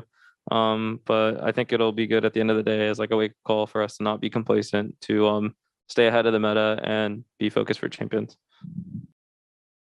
So at this point, the boys are talking about staying ahead of the meta, and when we look at the playstyle here for Sentinels, is they still bring that Astra in, they still bring the Sova in. We still have a bit of Sky coming in from Sick, but then for maps like Haven, for example, he still brings out the Phoenix, which plays it very well. So what do we think? So comfortable. Yeah, exactly. So what do we think could have been something that Sentinels could be, you know, could have learned from going into this tournament, and what they could fix going into Champions? Starting with you, Riv. Sorry, I forgot to call. No, that's fine. I think a lot of NA brought what they thought was powerful, and that would. We don't see as much of a meta swing in this as we do as League, and it was one controlling it. But I think a lot of NA brought, hey, we have the strongest one right now. It's a hard tech FPS. We play lightly around our utility, execute with each other. And that iteration is now getting attacked with super aggression, or teams that are just working off, rotating different sites and screw your utility. We're going to still hit it and take out 2 in the flank.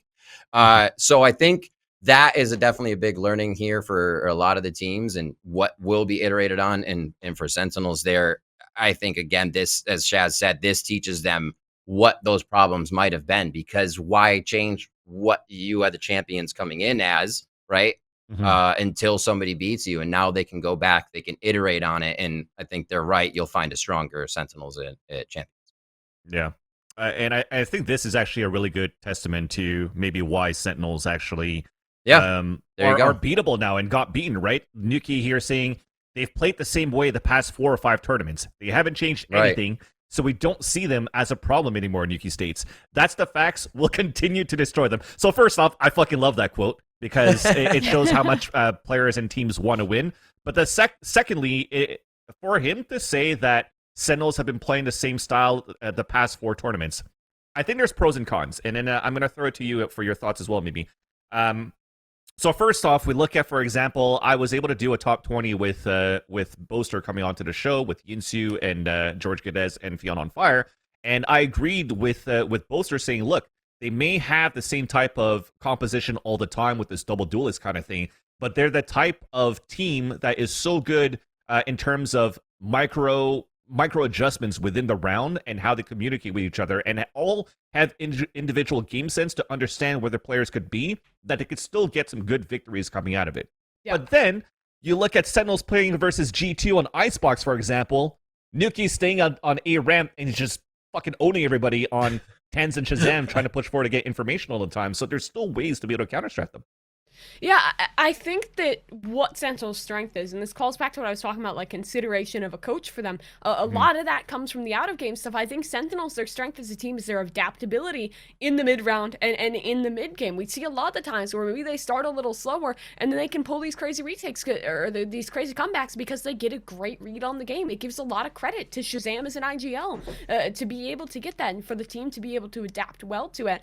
And I think that they are a team that is changing, but on paper, their agent comps, their defaults, the things that they start with, that they show early on, have stayed similar, and that does allow teams to read them, especially within this event, because the way they were playing some of the group stage matches, pretty similar to the way they were playing in the playoffs. They have obviously some preset strats, but I think what like you said, fans, the strength of Sen is in their adaptability in the middle of games, in being able to switch things up and find the adaptation. And I think when they faced Envy, they finally found an opponent that just managed to stay one step ahead of them. They had that crazy individual skill, so many players popping off, and then they just stayed one step ahead in the adaptability, and Sen just kind of hit the wall where their tricks no longer worked. And then, I was just gonna say, you know, for me, the most kind of exemplary games that show this issue with Sentinels is you just compare their two games they played against G2.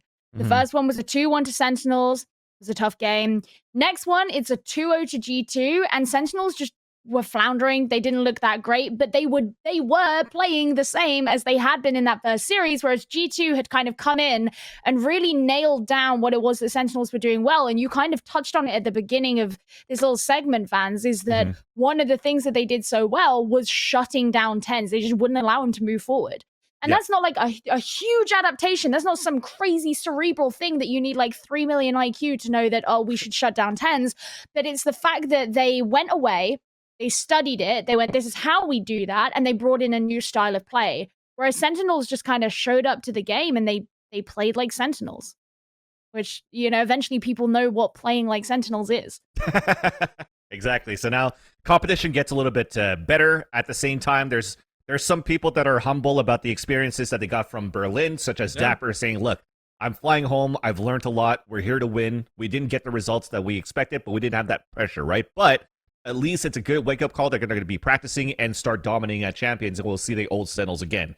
But then there's other people that maybe don't take it as seriously because it's just part of the character. I'm sure he takes this as seriously as well, but it's just nice to see that Zoms here, after losing, says the match went exactly how we expected it and wanted to go. Zom said in a post-match conference, going into the knockout bracket, we wanted the seed where we're going to get We wanted the seed where we're going to get from this, so it worked out. There you go. So they wanted to basically play a North American team because they played against them so many times that it would be an easy victory, right? Having to play versus Envy right now, I'm paraphrasing this one as well. Having to play against Envy in round number 1 in the quarterfinals would have probably been the easier one to actually move into the playoffs and Unfortunately, it bit them in the ass, Riv. Yeah, I remember that interview. No. Yeah, because I when I asked, I was like, is this really what you wanted? I'm like, yeah. Why? And it's like, all right, I can understand that, but use it. But Yep. don't go in thinking it's going to be the easier of the three teams, because again, the hunger of Envy was much greater than that of Sentinels, thinking it would be one of those games again where they do have the small adapts, they run the map, and then they continue to retake sites. And I think beyond that as well, personal, as you know, Mimi and Gio pointed out, personal player strength came into this huge. Like the times we saw on their save rounds when Tens might have picked up some marshals from the top of C box with a lower peak on the double up, Ye just goes in and rails Tens in the face with a phantom shot, and they have C again. Like it was absurd the way these guys were playing off each other. And then Marv's clutch stats. It's like you can't be going into a game that soft against a team that was firing that hard, and Sentinels got caught sleeping. And now we get into Sentinels, unfortunately getting eliminated here into Envy. And also, like, what's pretty much next here for Sentinels? Do we think that it's going to continue to be like a shaky moment right now, maybe for Sentinels? Are we expecting for them to struggle as much as they did here in Berlin that they would in Champions? Where do you think they stand now? Still top in NA? I think they can shit on most of the NA teams they're going to be facing. To be honest, I think they're still at a point where they're going to prove themselves to be dominant. They have a lot of time before Champions to fix things up, to realize their mistakes and come back. I think that this was a wake up call for them. That they're going to be able to go into Champions with hopefully a new mindset and reset. I still think it's going to be really hard fought if they face some of the top competition like Gambit. I don't know if they'll be able to win that one out. I don't know. Yeah. I don't think it's going to be a clean route for them. I don't think there's any more guarantee of them winning the event, but I think they'll do pretty well at it, and I think that they're going to definitely come back stronger and not come in with the same hubris they did to this event. Yeah, I think as Riv was mentioning, we talk about that hunger, right? And so that means with hunger, it's time to go for a break, because Gio has 2 pizzas on the kitchen. It's probably cold. She's going to have to put it into the microwave and finally be able to eat at least during the 5-minute break. But before we go into that break, Riv, I just want to thank you for hopping on the show with us I think it's the first time we had you on the show. So real honor to have you on. What's coming up next for you, man? Game Changers. Nice. Last chance qualifier, and we'll see after that. Oh, I'm excited. Some leaks. We got some leaks with Rivington, what he's casting up next, being Game Changers and LCQ. Thank you so much for coming on the show, man. I'll let you go, and then we're also going to take a break at the same time. So don't go anywhere. Go hydrate at the same time, ladies and gentlemen, and we'll be back after the break to talk about more of the Masters Berlin here on Valoranting. Welcome back, friends, here to Valoranting, the professional show where we just rant about anything and everything about Valorant, and also apparently food in Germany. So if you guys are just tuned in right now, you've missed everything so far on everything that we've covered in Berlin, from all the quarterfinals into one half of the semis, and now it's time. Actually, it's actually time to get into the semis now. But if you've missed it, at least you can catch the VODs that we'll have later on here on youtube.com/Valoranting. So let's get into it without further ado. With Gio and Mimi, we'll talk about the G2 and Gambit to start things off. And okay. So far, ladies, we've talked about how G2 looks so good here in this tournament, how they're able to get a victory versus Sentinels, and then it's like, oh, well, actually, G2 might not be that team that's 4th seed that's going to be like just the one that's going to drop out in 4th place. They actually look quite good going into this tournament, but against Gambit, it was a different story here. We're going to start things off with the first map, where it was actually a close map here going into this one, Gio. We actually had a final score. I think it was a 13-10 on Breeze. Yeah, it was 13-10. This was a really interesting one, actually, because, both of these two teams had their, Insta bans. So we were like, well, we could end up seeing Breeze in this series, which ended up happening. No surprise. Nat was the top player in the lobby. I mean, is anybody surprised? I know, Mimi, I hear the gasp. I get it. But I mean, again, I think all of the players who we had come to know to do well did well in this map. So, Nats, Defo, Chronicle, top 3 over in Gambit. Then you got Kellox and Nuki, who are sitting at the top 4 G2. But it was. I suppose it was kind of just new ground, I think, just for these two teams facing each other on this map. Mm-hmm. Yeah. Go ahead, Vince. I'm the Okay, Canadian I'm one going. here. I'm going. I don't know. I think for Gambit, one thing that was really shown was that Nats, outside of his like individual stuff, I'm a doubter on the Cypher on this map. I talked about that earlier, but I really love the adaptability he showed with his trips. I know. He is one of the few Cyphers that really makes me a huge fan of the agent. You don't like Cypher on Breeze? I think it's a fine agent. I think there's better comps that you can run without a Cypher.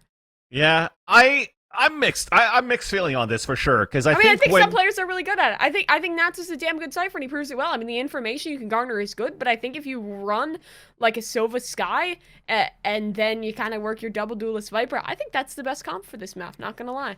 But if I'm not mistaken, I think if I'm thinking about Acend on Breeze, right? I don't know if they went double Initiator, but they'd at least have one. But they went double Sentinel, and that's for sure. And that was the first time that I actually saw Cypher being played on this map to be like, oh crap, man, this is actually quite interesting to me how Cypher could be played on this map because the map is so big, right? We always talk about these open spots, but there are some ratty traps that you can actually place around the A site, around the B site, and also especially on the attacker to making sure that you're not going to get flanked from bigger flanks into the A cave if you're trying to play the pulse plant.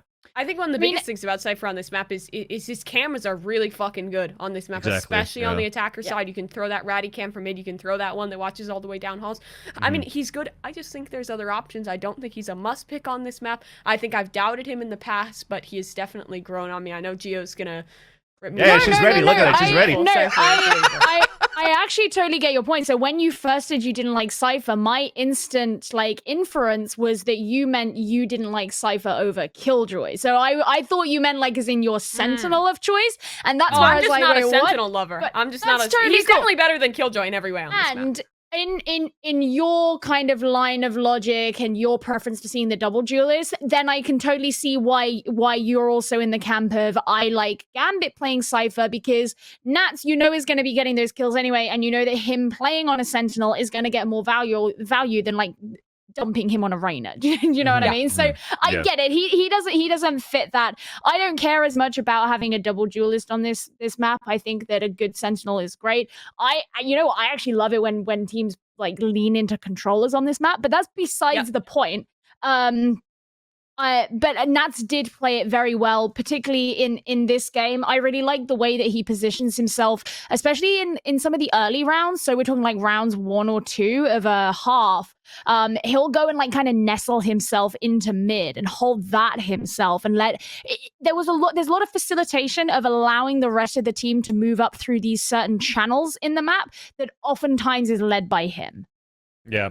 And for me, when we actually look, I wanted to switch over to G2 actually because again, I've been a fan of G2 going into this tournament, a fan of Mixwell forever actually, as I mentioned before throughout the CS:GO days. So to see that they actually had a drop off after like the Initiation series and then not finding any success, and then coming into this, right? Kellogg's, when he first joined into this roster, we really didn't expect for Kellogg's to be able to pop off as he did on LAN, like he did online. It's going to be, okay, the pressure's going to be going on, what's going to be happening. Nuki, people even argued against me that when I said that he was going to be like one of the top 5 players in the world, or is still now, then it's like, why are we taking Nuki to top 5? And those two together as that main duelist and second duelist has actually brought a lot to the table for this roster. So overall, I still think that G2, in probably a short amount of time, maybe slightly longer than Envy at some point, still looked very good on how they've evolved as a roster, as a team, and definitely got they definitely got the winning portion off the trade that they had versus Heretics too, right? By getting rid of Patty Tech and Artis over to that roster. So G2 for me had an incredible run, and I actually had to be very positive about them before too in this portion, because right after this Breeze game where they had a decent run overall, we get into a 13-0 on Icebox. A record that was set here on LAN so far at one of the biggest stages. And yeah, G2 didn't look like they were in this game at all. You know, the funny thing is, so because obviously the semifinals day was the day after our really long day with the 4 quarterfinals games. And I was on this game, and I remember we came away from this series and we were like, that was our reward for working so long yesterday. Like, it was literally like, we what? This game lasted like 10 minutes total. I don't know. It was not very long. And it was like, wow, cool. I actually get the rest of the day off. But this was a slaughtering. And it really does link back to that point that I made earlier about Nuki switching on over to the Reyna, which I think we had a lot of questions about. We were very surprised to see that. I think the thing is, we also didn't get why, right? Because sure, he can play Reyna. Lots of teams like to play Reyna on this map.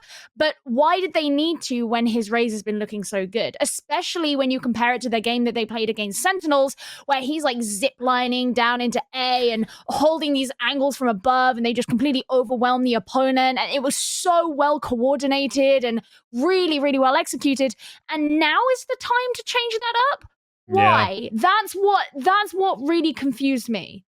Yeah, I think that it's because we had a lot of... I feel that because they had such a dominant victory against Sentinels in the group stages as well on Icebox, and the composition that they used, that they had the Raze from Nuki, and they were able to do a lot of entries with the showstoppers and split off quite well, that they just wanted to have something outside and different that you save in the back pocket that could potentially fully counter how Gambit Esports kind of plays, right? Like, if Gambit is going to play defaulty and slow as usual, then trying to get a little bit more stoppage with slow orbs coming in from Avova to try to slow things down or try to fight back against them. If you have something like Kellogg's having to play more aggressive, Nuki to try to play more aggressive, when you know where the riding angles could be from like Nats or whatnot, get a kill and dismiss away, get a kill and dash away, it was potentially counting on that type of playstyle and on your duelists to really counter it on the slow-paced style of Gambit, but it definitely did not pay off at this point. But in the end, G2 not making it here, or not making it to the finals, not winning it. Would you be proud? Would you be happy, Mimi, if you were Carlos? Well, I'd be pretty happy considering the rest of my team's results, because every other G2 team absolutely shit the bed coming up to this event. So at least they didn't go 0-5 like the CS:GO team. But jokes aside, I think that G2 can be pretty proud of this. I mean, everyone really underestimated them going in. It was the EU 4th seed, lol W, the whole way through. It was never a story where people considered G2 top competition. They took down Sentinels. Yes, it was a group stage match. Yes, Sentinels probably was doing a little bit of trolling, a little bit of tomfoolery in that matchup, but I think they still showed some consistency. They have some crazy players. They have some very experienced players that kind of found their groove back at LAN. Mixwell especially was that guy for me. I think that G2 can walk away proud. I think that if they can make it into champions, they can. I don't think they're gonna win the event. I don't see that. I don't think G2 is like very top tier. I don't think they're even like the biggest guy in Europe, but I think they're a team with a lot of potential, and they're gonna keep growing. And right now, this roster is, I mean, the best that G2 has been looking in a really long while. Yeah, so it's a good improvement for them, and it's a result they can be happy with.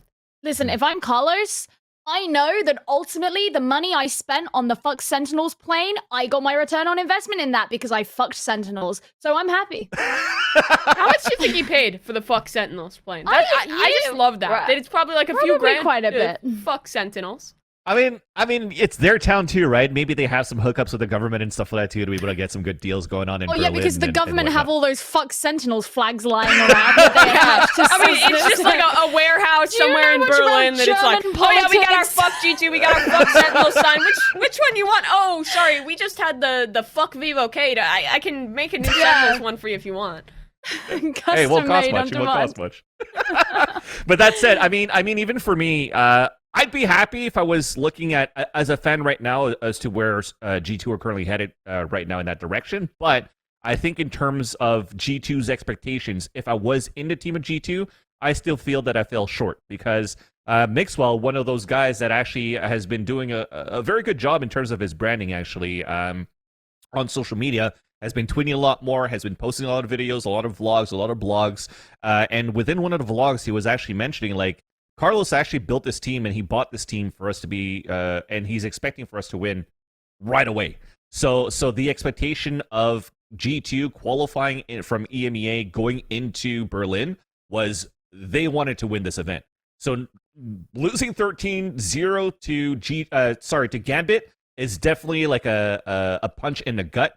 It's definitely not a satisfying victory or a loss, or even a run. To be able to end on a 13-0 kind of really sucks. But I think this is good experience for them, and they could definitely bounce back out of it in Champions, because I do feel that they do have the roster, it takes to be able to make it forward. So much props to G2. Hopefully they make it.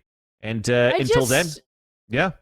I just think that, like, okay, yeah, the 13-0 is not the swan song you wanted leaving this tournament, but this is probably one of the closest examples that I can think of off the top of my head of a team that is, or an org that has gone out their way to try and build a super team, so to speak, from scratch, and it actually do pretty well this early. You know, like, it seems that every time an org tries to build a super team, it either takes ages or it never gets there at all. So for G2 to kind of just come out of fucking nowhere because they get rid of everyone, keep Mixwell, they build around him, blah, blah, blah, blah, blah, and for them to not only get to Masters Berlin, but get as far as they did at Masters Berlin, I would say that's actually pretty good. Yeah, I don't think they're going to win Champions, but I think their performance at Berlin exceeded my expectations so much, because coming into this competition, it's not just that they were the 4th seed in EMEA, it's that the teams that they had lost to in EMEA were the other 3 EMEA teams who were also at Berlin. So it's a direct head-to-head. They were at the very back of that.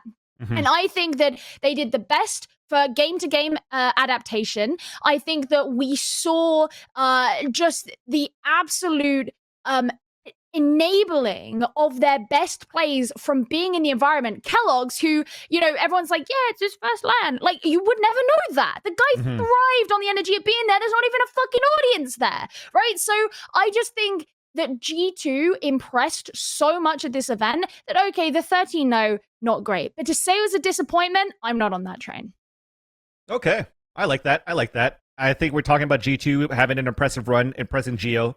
I think for me, another team that impressed me after all is going to have to go back into the NA soil. I think not only did they impress me, but I've always been on that bandwagon to try to see the success of Team Envy actually making it so far and thus far into the grand finals of Berlin. So let's start talking about them. And to bring somebody else onto the show. So we actually had somebody before that I was actually watching from home as a fan for G2, for Vision Strikers, and that was Achilleos. Then we had somebody that just came onto the show in Rivington that was actually on land to be able to cast. And now the last one is going to be one that I was actually watching from home as well, but as a coach and probably losing a couple of hairs during these games. It's going to be Mike's High Definition joining the show once again. Mike's, thank you so much for coming on. I know you're watching from a distance, but they're in spirit. And I did have somebody on Twitter ask me to ask you, how was the food in Berlin? How was the orange chicken in Berlin? How did that go about for you? Yeah, thanks. You'll have about like another week or so that you can get that in, I think, before all the you watched it from home jokes wear off, but all good. Yeah, and how's that been for you, Mike's? Because again, I think you weren't able to go to Berlin because you had passport issues and whatnot, trying to get that going into at least for Champions. How has like the time differences been with you? Because I know the schedules have been kind of rough for you.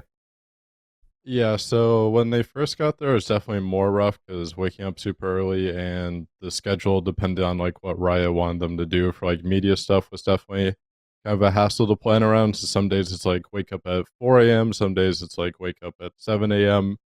So that definitely threw me off for the first week. But then towards the playoffs, at least, obviously you don't have like a full day of practice, so I can wake up later, watch all the matches during the day, prep for the next day when we win. Stuff like that made it a lot easier to get through the days.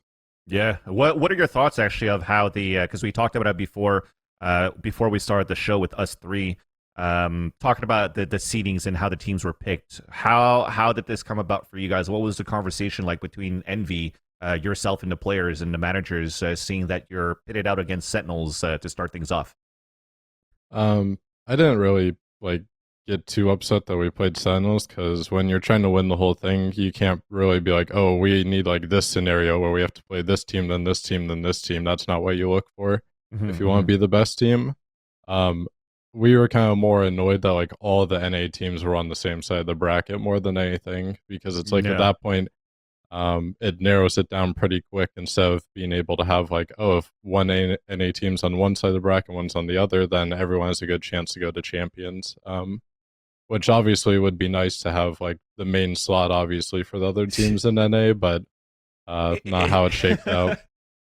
It definitely felt like the event was scripted, right? When we're always memeing about the Riot script to be like, oh man, like NA seems to be like the strongest region going in from Iceland into Berlin. Now there's potential that they have the top seed out of all of the groups, and then we could have a North American Grand Finals. But then, yep, there you go. You pit everybody into the fucking one side here for North America, and then you have an EMEA versus NA Grand Finals where, you know, it felt like maybe it could have been a victory coming in for Envy, which we'll talk about later. But overall here, to have all of us here from NA on one side was definitely another punch into the balls. But let's without further ado, let's get into this matchup between you guys and 100 Thieves to start things off. And for me, Mike's, to start things off with the questions, did you find this to be kind of like a surprise as to the composition that 100 Thieves was going to bring into this matchup? Have you practiced against them before? Did you expect that KO was going to come out and it threw you off guard?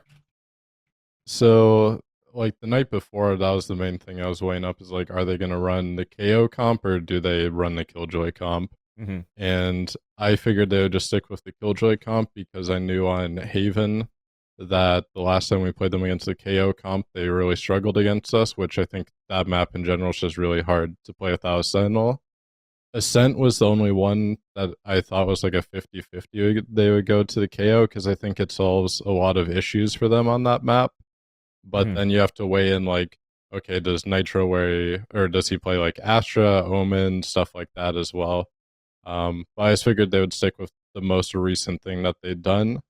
And I figured since like the way their Ascent looked before, it would be kind of weird how they played it again, because on attack they always did like this 4-1 stuff, not a lot of mid pressure all the time. They're kind of just working the extremities, and then on defense they're not really fighting mid at all. Versus when they run the KO, they fight like everything. Like they fight mid, their execs are super well timed, the spacing's good. So that was the only thing that I thought they might go to. And I was also kind of surprised that they picked Ascent as their map. I figured they would go for like Icebox or Split because the last time we played them on Split, they like 13-2'd us or whatever it was in the qualifier. Yeah. And Icebox, we always have like pretty close matches with them, but they just decided to go for Ascent. So maybe they felt like they had a read on us, but yeah, let's start things off with the reads actually with the first map overall, because you guys are playing against 100 Thieves. You just mentioned before at the same time that we're trying to figure out if Steel's going to play the KO, he's going to play the Killjoy. So the Killjoy now activates to like, okay, they're not really playing that mid side. Is that the game plan now? Is to like, how did you slip so many players through fucking B into the A link and C link and flank all the time here with FNS and with Marv? Like, what was the game plan going on there at this point once you realized that that Steel here was playing on that Killjoy and you had the attacker side? What you want to use? So I think FNS just had a really good read on like the type of rotations and holes he could abuse like mid round, because obviously like there's rounds where like him and Ye are both like double flanking through Garage and A link on B, I think was one round. There's just a lot of rounds like that where they could get through the B site. I was just focusing more on like different like, because one of the things that's kind of hard with this event is like if you don't have a coach, you're not allowed to have like notes or anything on stage. So it's not like I can just send them my normal list of notes that I do for me when I'm coaching, because it's like I would try to write down as much information as possible. So when I'm watching the match, it's like, okay, this is happening, I know how to react to it. So I have to really like condense down like the tells, different things to look out for, stuff like that. So a lot of the stuff you're seeing in game is like off of FNS's calling. Actually, that brings another question going into this, because of course you weren't in Berlin to be able to sit behind with everybody else, like all the other coaches right now. So anything that you learn, anything that you write is just like you putting up a huge Word document on the night before, and you have no say of what's going on the day of, right? So like even timeouts or anything, I don't think you're able to talk to your team.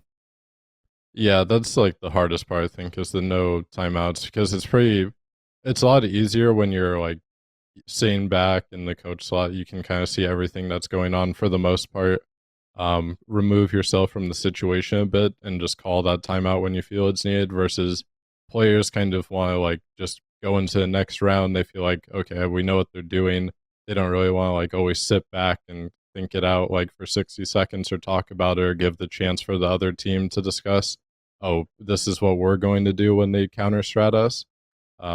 So I think that was one of like the biggest things with the timeouts. But I thought for the Sentinels and 100 Thieves games, they did a really good job with the timeouts on their own.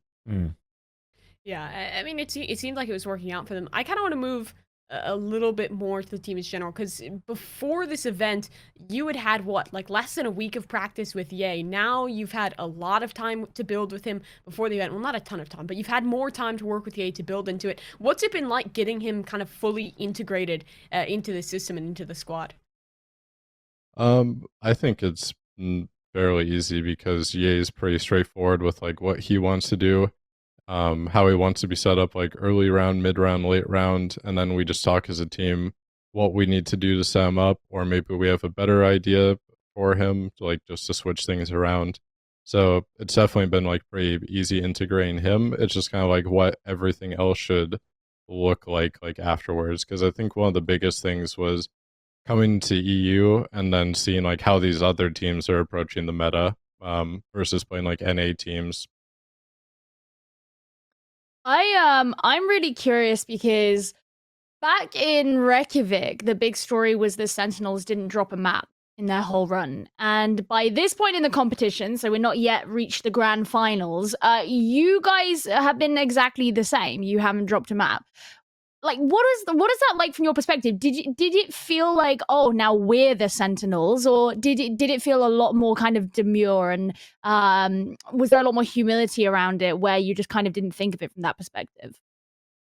I don't think anyone really thought about like the no maps drop thing. It's obviously like kind of cool that you've done it throughout the group stage and into the playoffs that deep, but at the same time, we only had played 4 best of 3, so it's not like the end all, like, oh, we're straight up dominating all these guys. And 2 of them were teams that we play quite often, and we have like a good feel for them. So it wasn't like a huge thing in our minds. Obviously, it'd be nice, like, oh, you win the whole event with no maps dropped, but at the end of the day, you just take whatever win you can get. So then you guys here get that first victory against 100 Thieves on the first map. The second map, again, you said it's a surprise that they actually picked Acend against you guys. I'm not really going to ask what you thought that they thought that you knew, that they didn't know, that they didn't know that you knew, and that you didn't know that they knew, so they could counter-shag you. But it's more like going... It's more going into this matchup now. How's your read of how 100 Thieves currently plays it? Because looking at this one, when they had Nitro playing on Omen, for example, and you had Steel playing on that Killjoy, there was a lot of these like aggressive mid crunches and stuff for that too. Did you see this matchup? Did you anticipate this type of play style from 100 Thieves, and how did you go about to understand that play style and counter it? So I think the biggest thing, like, we knew what they would do defensively on the map. It would be pretty similar to what they used to do before the KO. Yeah. The question would just be like, did they change their attack at all? Because that's where they struggled a lot running comps with the Sentinel on this map was like the 4-1 defaults they did. Their execs were always kind of rough because of spacing, which I think happened again in this match where when you have Acend dashing in, and now that Nitro's on Astra, like, he has to be placing all the stars down, activating them. Ethan's flashing in for Asuna to set him up. Hiko's probably droning in the site or darting. And then Steel, like, I think he's like their second or third most aggressive player. And since you're a Sentinel, you're trying to stay alive for the post blank, especially on Killjoy, or may go in for a lurk. So I think there's a lot of times that they would try to like exec, and we had good info. And we just isolate Asuna in the site with our Astra Killjoy util, and they couldn't really follow up or help him at all. I think this brings into like a conversation and a debate as well as to like everybody seems to be saying, especially for EU teams, that if you're not playing Astra, you're kind of like falling behind. But a play style for 100 Thieves, for example, when they actually still had Nitro on an Omen, not necessarily for placing stars, but using that paranoia maybe in full effect to allow us to get in, would that probably be one of the reasons why that it didn't seem to flow as well for 100 Thieves on Acend, that Nitro switched over to an Astra? Or did they do the right thing to actually integrate Astra into their composition, into their playstyle? I mean, I thought he played Astra really well throughout the playoffs. I thought it's a good change for them. I was kind of wondering if they would ever do it at any point, because it's hard to get like to tell a player switch off Omen when he was playing it as well as he did too. But I didn't think Astra was the problem. It's just how they play around this comp, because it's something that we've discussed too, where it's like okay, when you exec a site and the jet's dashing in, and these 3 people are throwing util for him, and if you have a lurk on top of that, like, who's following up, you know? Yeah. That's one of the Yeah. things you have to figure out, and I think they can easily figure that out at some point or improve it, just depending on what they want to do in a round. Yeah. Well, I feel at this point you probably have somebody like Ethan that's going to be following up with Asuna as much as you can, right? Because you can't really have anybody else try to run behind. Hiko's always going to be lagging behind after the util and maybe even clutch in the end if they're not able to get that in the end. But on your end, is it something similar because you're looking at that same type of playstyle or not playstyle, but same type of like agent composition? Actually, even mirrored match on this map for Ascent. How do you guys go with this single duelist to try to create space? Who follows up on that? I think it's pretty easy for us because like Vic is used to playing the duelist, so he used to be like the main entry. So for him, it's not too hard to just to be like, okay, I flash and then I go in second. And I think for us as well, like FNS likes the entry as well. He always talks about like if I should play like Phoenix or something if I'm an entry for you guys. So I feel like we have a benefit there that our Sentinel player is willing to be that aggressive sometimes too, because it really does help the spacing when you have like a jet dashing in and you have 2 people immediately just following up on it to kill anyone trying to like spam the smoke or reposition off of that.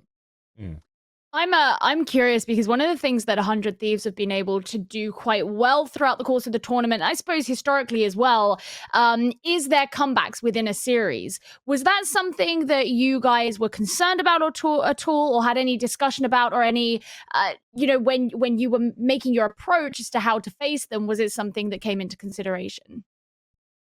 Not really, because I remember we talked about like the other matches versus Gambit and Acend. And it really did look like it came down to nerves or people trying to end the match too early. And we always just kind of talk about like 1 round at a time. We just focus on that, and you'll get to 13 way quicker than just trying to end it like immediately. Like you would try to end the game as quick as possible. But I don't think you can really like consistently rely on comebacks as a thing.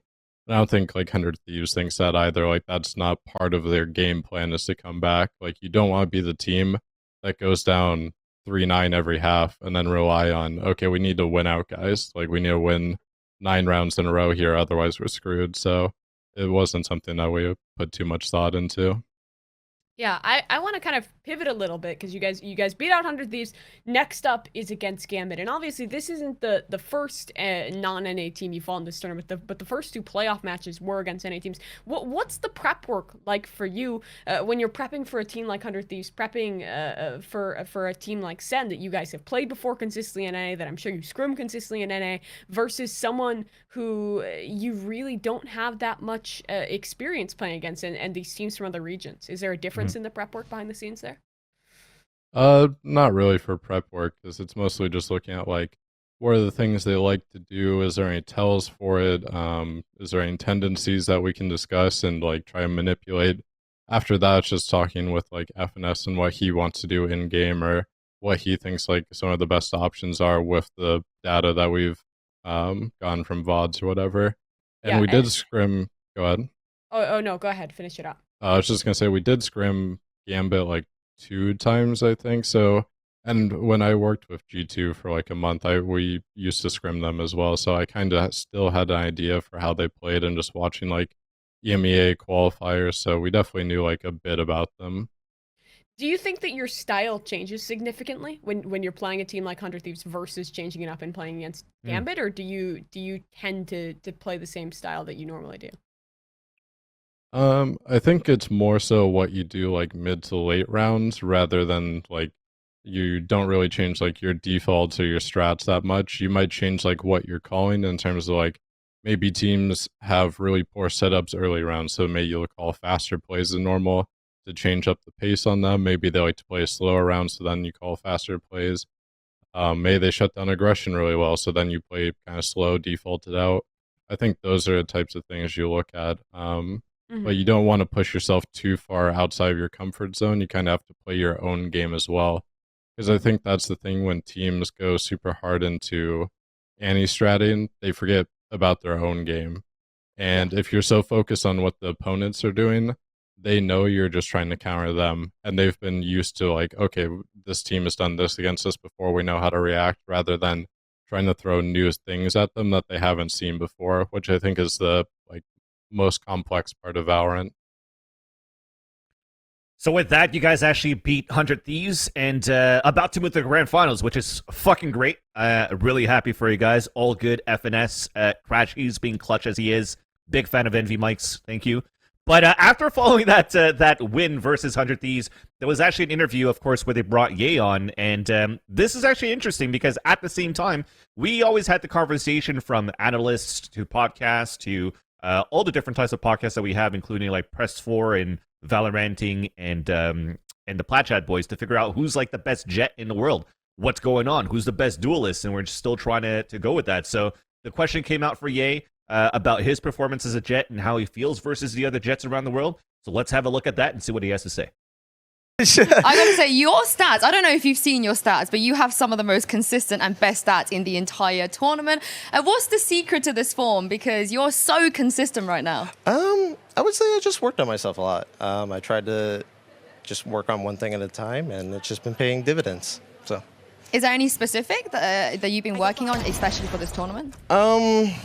Just more general things, I would say, just like how I position myself, my rotates, and like stuff like that. Like I said, I kind of just take it one step at a time, try to fix one issue, and try to be critical of myself, but obviously not like, you know, trash talk myself either. Well, you've only played Jet so far in this tournament. Yeah. We have a lot of good Jets, you know, from all over the world.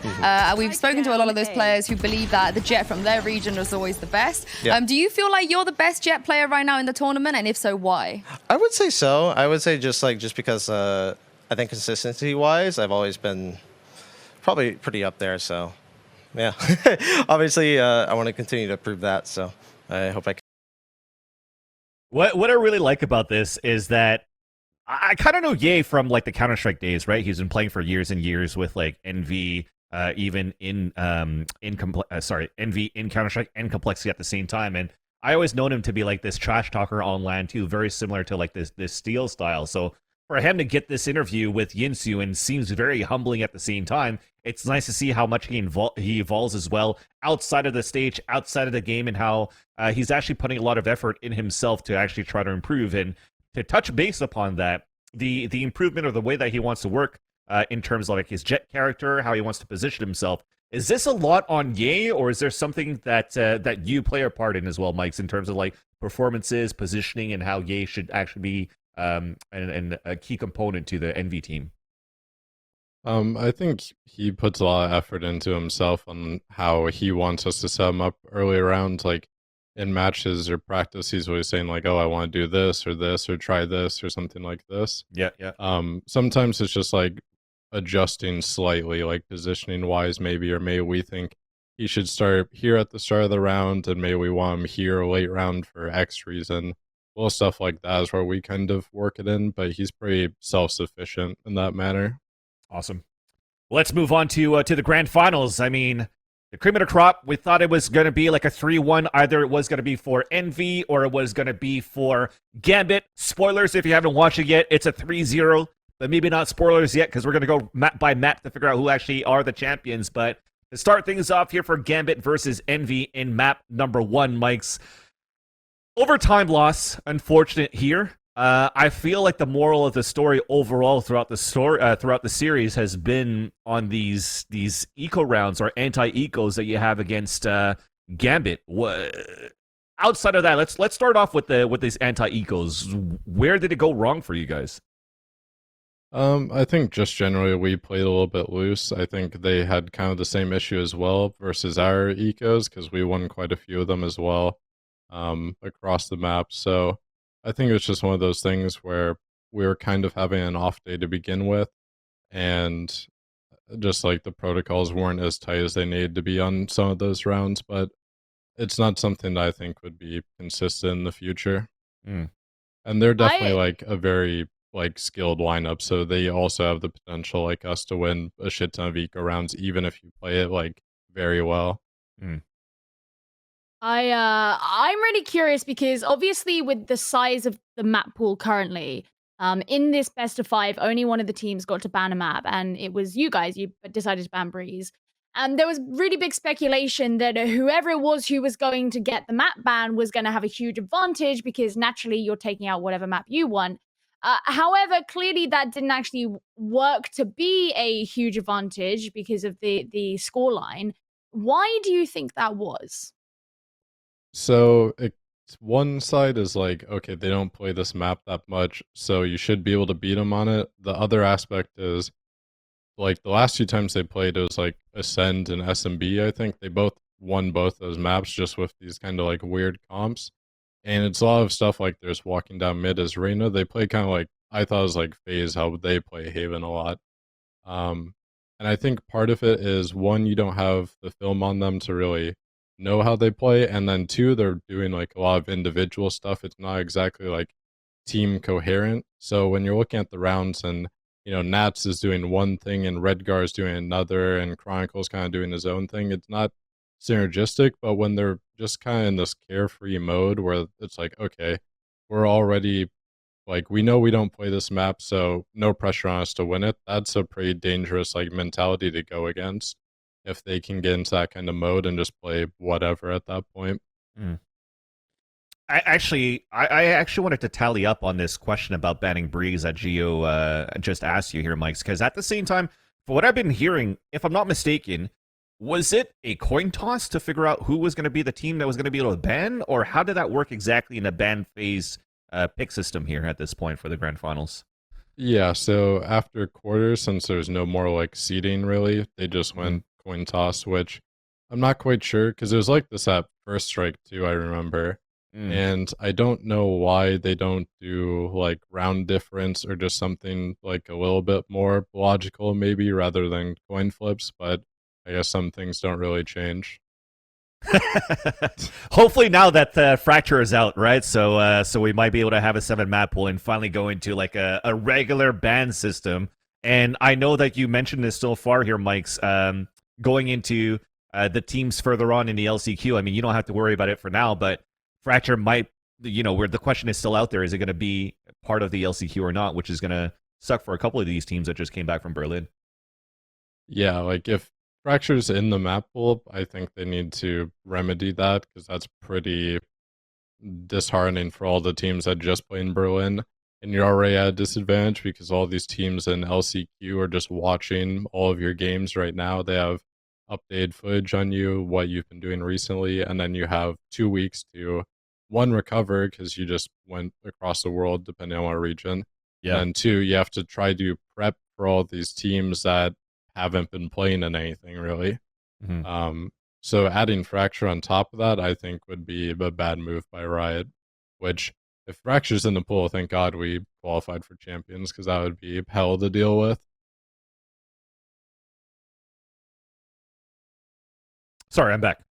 But then at this point, yeah, hell to deal with. I think at some point it could be maybe that we could suffer maybe for a little bit for NA one more time with these maybe map picks and bans, and then hopefully for champions it's gonna get into like more like a regular 7-map series. I do agree with you at some point here, Mike, so we should probably wait until champions until we get into the 7-map rotation. But Mimi, I think you got something going on here. Yeah, I want to kind of pull back to this specific BO5 series for you guys, and I want to ask, because all these maps, especially that first one, and then your Haven as well, were very, very close. You have overtime, then you have a 13-11 loss, and split comes down to the wire as well. How does Envy as a team cope with when you're losing out on those close games?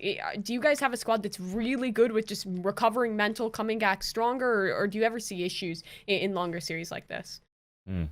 I don't think we really have an issue with it, because I mean, even on the qualifiers in NA to get here, there's a lot of times where it looks like we're down or we might lose a map, and we kind of just recover, take a pause, figure things out, and we go out to win the match. Like FaZe was kind of the same thing. We lost Haven on the first match to them in like double OT, and then came back to win like 2 pretty close maps to win out the series. So I think the team's really good about like being composed. No one really tilts in matches or anything, so it's not something we really have to worry about.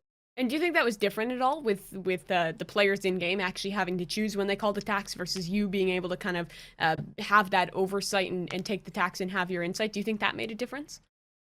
For finals, it might have made like a slight difference, but it's really hard to say because it's easy to Sure. be like at home on your couch watching it. There's no real pressure. Like obviously, I'm like a little bit like stressed out watching it a bit, but it's different when you're on stage surveying all the information options. I thought Gambit, especially for Bind, they did a really good tactical change for OT because I think they called a timeout for first OT maybe. I'm not sure if it was their coach or their IGL that called it, but they immediately changed the pace on attack and they started doing these fast B hits, which I thought was a really good adaptation from them. Which again, it might have been something where I could have made called attack, but it's just not something worth thinking about really. Yeah. Speaking about molding into pressure here, Mike's, I think it's more focused on this second map for me because, you know, we talked about it, or I've heard it on the analyst desk saying, like, this is not a map that Gambit will be practicing a lot, playing a lot, period. We always have that conversation as we're continuing right now to say, why are EU teams not using Astra and still using Omen on maps like Haven? Also, why current teams aren't using Sova and then decide to go with only Sky? And then you get into a Haven matchup where you get a fucking Brimstone and a Sky with no Sova, and unfortunately, somehow, Gambit still defeats you. So, first off, what happened there that it didn't seem to gel too well for Envy to be able to win this matchup against Gambit on that second map? So first half we dealt with everything they did pretty well. Like we dealt with all their like mid walk downs, all their C walk downs, good flashes to counter that. Killed Redgar a lot on those walk downs. And then it was more so the second half that was the issue because Haven's such a map where you're used to like people playing a lot slower, I think, except for if they're doing like C splits or something like that, where it's like, okay, they're taking a lobby control, they're taking garage control, they're resetting, because it's a really like heavy push and pull map, since it's 3 bomb sites, obviously. Yeah. Where they were doing stuff where it's like, okay, we're A defaulting, but it's with 5 people, and then we're immediately hitting the site, and it catches you off guard, I think. And it's just something that you never really play against, so it's pretty hard to adapt to something like that. When people are just kind of either 5-man around and changing the speed and tempo that you're not really used for, or if they're kind of playing like very like separated from each other and it doesn't really like make sense in your head tactically. I was wondering, so we talk a lot about you know, when we're looking at the side of Gambit, there are a lot of names that come up, the main one really being Nats, but I'm really interested in how you felt going up against Chronicle, because I think Chronicle really showed up quite a lot, especially in those the last couple of games that I think Gambit played is really when Chronicle started to shine. In the finals, yeah. Yeah. How did that feel like from your perspective, from your team, and what was it specifically that you guys would discuss about this player specifically? So for me, at least, like between scrimming Gambit with G2 and then when we played them here at the event, one thing I always remembered from scrims was Chronicle would always pop off in scrims, and it was always kind of weird because in matches it was like he does have impactful rounds where he gets like a 3 or 4K. It just wouldn't be like every time, and then it would be more like Nats and Defo doing like the main work, right, or being like your star players to look at. So when I saw he was like performing really well, I'm like, okay, they've definitely put aside like the mental stuff since they've qualified for champions, and they're just playing like really stress-free, really loose. Because I felt like, especially on Bind, we didn't give Nats that much space really to work with on their attack compared to other teams. Especially because we pushed them on that map far harder than like any other team in the event. But yeah, it was kind of like, it wasn't like Nats or Defo was taking over the game for him. It literally was like Chronicle was single-handedly changing rounds for them. It felt like pretty often. Yeah. I feel it would have been probably that turning point too, right after you saw Gambit just doing what they did to you guys on Haven with a composition that they just wanted to play for fun, realizing that they're beating you guys on that one too. And then, as you mentioned, if you're going to start playing loose right now as a team like Gambit and you're running with that confidence, it's a team that's very hard to beat, right? You get into this third map on Split. Unfortunately, at this point, you guys fall to Gambit, and then they win 3-0. But speaking about this, because you talked about the scrims, you talked about how Chronicle's doing so far. I want to ask you about the scrim bucks, right? The scrim bucks that everybody talks about going into these events. Was this the type of like Gambit that we actually saw in the scrims, and what does it look like for the other teams that you scrimmed against with versus how they compared to the tournament? I think like Gambit and scrims is different than what you saw, like especially on Haven, because when people talk about like teams that scrim, it's more so like, oh, people hit their shots or whatever. People are doing things that they wouldn't do in a match. Whereas, at least for me, when I watch Gambit and scrims, it's like everything they're doing tactically is like really good.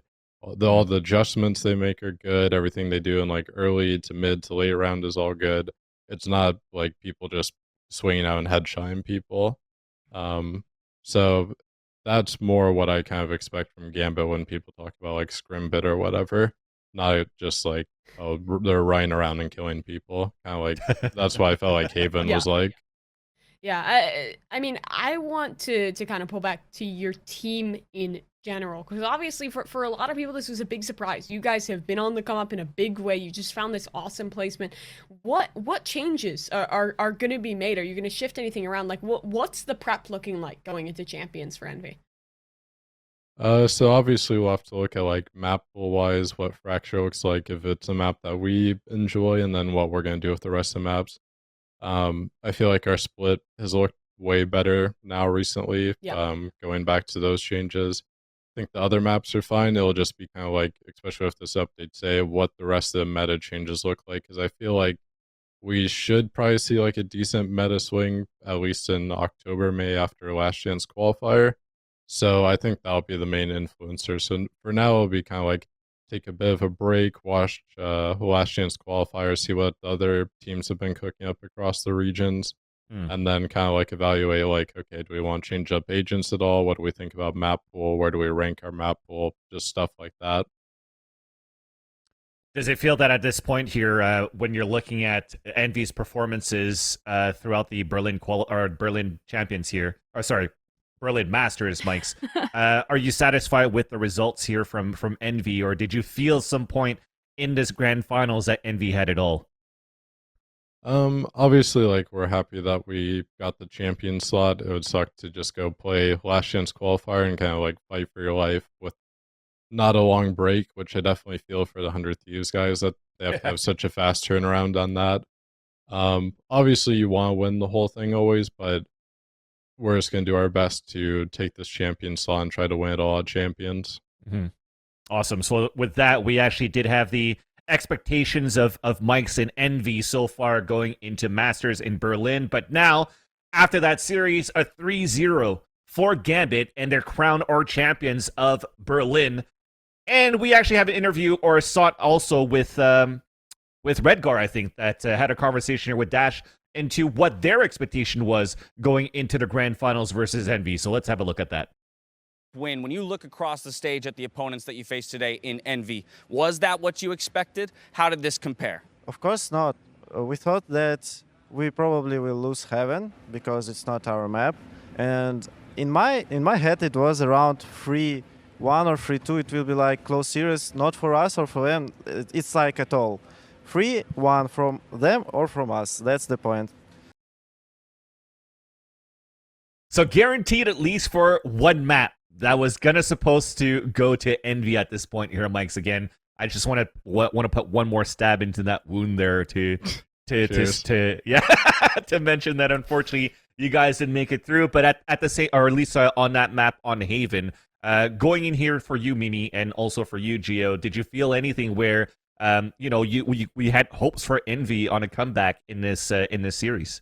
I really had faith on Haven. I thought Gambit was going to win it, to be honest. My NA hopium is there, but Gambit has just been looking insane this map. I thought that you guys were going to be able to take home Haven, and it was looking really good early on. It's just like some individuals on Gambit really stepped up. I feel like Redgar especially was having a fantastic match in that one. Even if Brim is a weird one, Chronicle was doing pretty darn well with it. And I love that they kind of usurped expectations on that map, and I mean, they just keep proving themselves. Yeah, I mean, I was not expecting it to be a 3-0, and I was quite vocal the whole way through the competition that I was kind of rooting for Envy. I'm a big Envy fan, basically across any esport. But it did seem like there were just times where Gambit were very good at being incredibly constrictive. I mean, even on Haven, you've got fucking Nats just walks into like T-spawn, right? And it just gets people there, and it's like, oh, well, who the fuck was gonna know he was gonna be there, right? And or like, you know, they were very good at like using their seekers on a couple of different maps to specifically single out certain members of Envy. I remember there was around, I think it was on Split, where FNS gets caught out by Chronicle because these seekers get sent down into vents and whatever. So it felt at times like they were just being very constrictive, but it didn't really feel like Envy were not a match for them. You know what I mean? So even though the scoreline was what it was, and I guess Haven is sort of that anomaly that people probably weren't expecting to go the way that it did, I didn't come away from that grand finals thinking, man, that was a shitty blowout. Do you know what I mean? No, it was a good game. It was a good series for yeah, sure. it was a great game. So, yeah, I suppose that would be my takeaway from that. Yeah, so with that, Gambit, again, champions of Masters Berlin. And as usual, when they go into the same format here at the Berlin stage, where following the event, you had the team coming on here for post-conference interviews. And we actually have a clip right now with Gambit following their victory, following their crown championship, and they asked about what it's like playing around Nats, a Sentinel player, more than other teams that are trying to set up around the duelist setup. So let's have a look at that and see what we have to say. Throughout the tournament, it looked like you all tried to time your pushes to give Nats the best timing possible for his lurks. Why do you choose to play around enabling your Sentinel instead of playing around the duelist player like other teams do? That's a good question, but it all depends what we showed. No, I think like how to say it. Our carries is gonna do their job. They're gonna pay a lot of attention, so we can play around that. Well, maybe we can lurk, maybe we can fake, maybe we can do whatever we want. So we're just doing our job. That's the point. Why we're winning, and he can lurk in his way. So that's how we're doing that. So going on that and reacting to that as well. Sorry for the answer from Redgar going on. At this point, Mike, did you feel that was like the play style and the game plan that Gambit went into every single one of their games? And do you feel that other teams right now competing at this level, at this stage, are doing similar things or really trying to work around that duelist more? I think it's pretty clear that like a lot of teams are focused on like if they have the Jet star player, that's kind of like their main focus. But I think for Gambit, like Defo is more of like he does his role, but it's not like he's always going to be like the pop-off player. He definitely had matches this event where he like actually destroyed teams. I remember like on Icebox versus 100 Thieves, he kind of had that type of performance, but it seems like it's mostly on like Nats is like the main thing everyone focuses on. It'll be interesting to see going forward if teams actually adapt around him. Like teams come up with good game plans, kind of like shut him down on his lurks, space he likes to take, stuff like that. Awesome. Well, I think with that, I'm going to ask you one final question and then let you go. My final question going on here is, where are you going to find orange chicken in Berlin? Don't think it exists, probably. So that means you're going to have to put some ice there in that suitcase and make sure you pack some of that frozen meal with you going into Berlin, Mikes. But thank you so much for coming on. Thank you so much for coming on, and congratulations, by the way, at least to make it into the grand finals. Also representing NA very, very well in the Masters in Berlin. Any final thoughts? What else is coming up here for you guys? I know you said you were talking about the LCQ, but what's in store here for the team? Are you guys taking a small break? What's going on here? Yeah, definitely going to take a small break because before Berlin, even like the guys run like a 2-week boot camp, so they've been away from home for almost like a month at this point. So definitely going to take a bit of time off, let people get all the stuff sorted out, and then start back up for the 2-month grind basically for champions. Awesome. Well, Mikes, we'll let you get that rest that's much needed. I know you have to readjust to the time zones actually coming in from Berlin and going back into this. So get that much needed rest. Congratulations. Everything is all good, even though you guys didn't win Masters in Berlin. And definitely we'll see you in the grand finals in Champions at this point. For sure. So, thanks again. Awesome. Ladies, now we do have, again, reflecting back of everything that's going on, Gambit winning this 3-0 versus Envy, and also proving like they're pretty much one of the best teams in the world already. You know, we talk about Sentinels that, yeah, they've dominated the NA scene forever. They dominated the NA scene nonstop. They look very dominant in Iceland. They beat Fnatic 3-0 in that grand finals there. Is it too soon right now to think that Gambit is the best team in the world, or are they already there? Mimi, what are your thoughts to start things off? I don't think it's fair to really call any team the best team in the world right now. Like, obviously they won this event. They're the reigning champs of it. I think you could maybe consider them the favorite going on into I want to call it Berlin, but to champs, which is also going to be in Berlin. Yep. But I think that everyone, when Sentinels started their winning streak, they were like, it's the Sentinels era. But I was always kind of doubtful of that. They're an amazing team. They're really fucking good at this video game. But it was like they win one international event. This game isn't like Counter-Strike. It's not like League where we have constant international competition that we can constantly prove it. I don't think that we can say that any team is definitively the best, the creme de la crop until we can see consistent competition, because I mean we didn't even see Sen really play Gambit. Like we didn't get the opportunity for that matchup. We didn't get the opportunity for them to duke it out in a grand finals or anything. I don't think we can say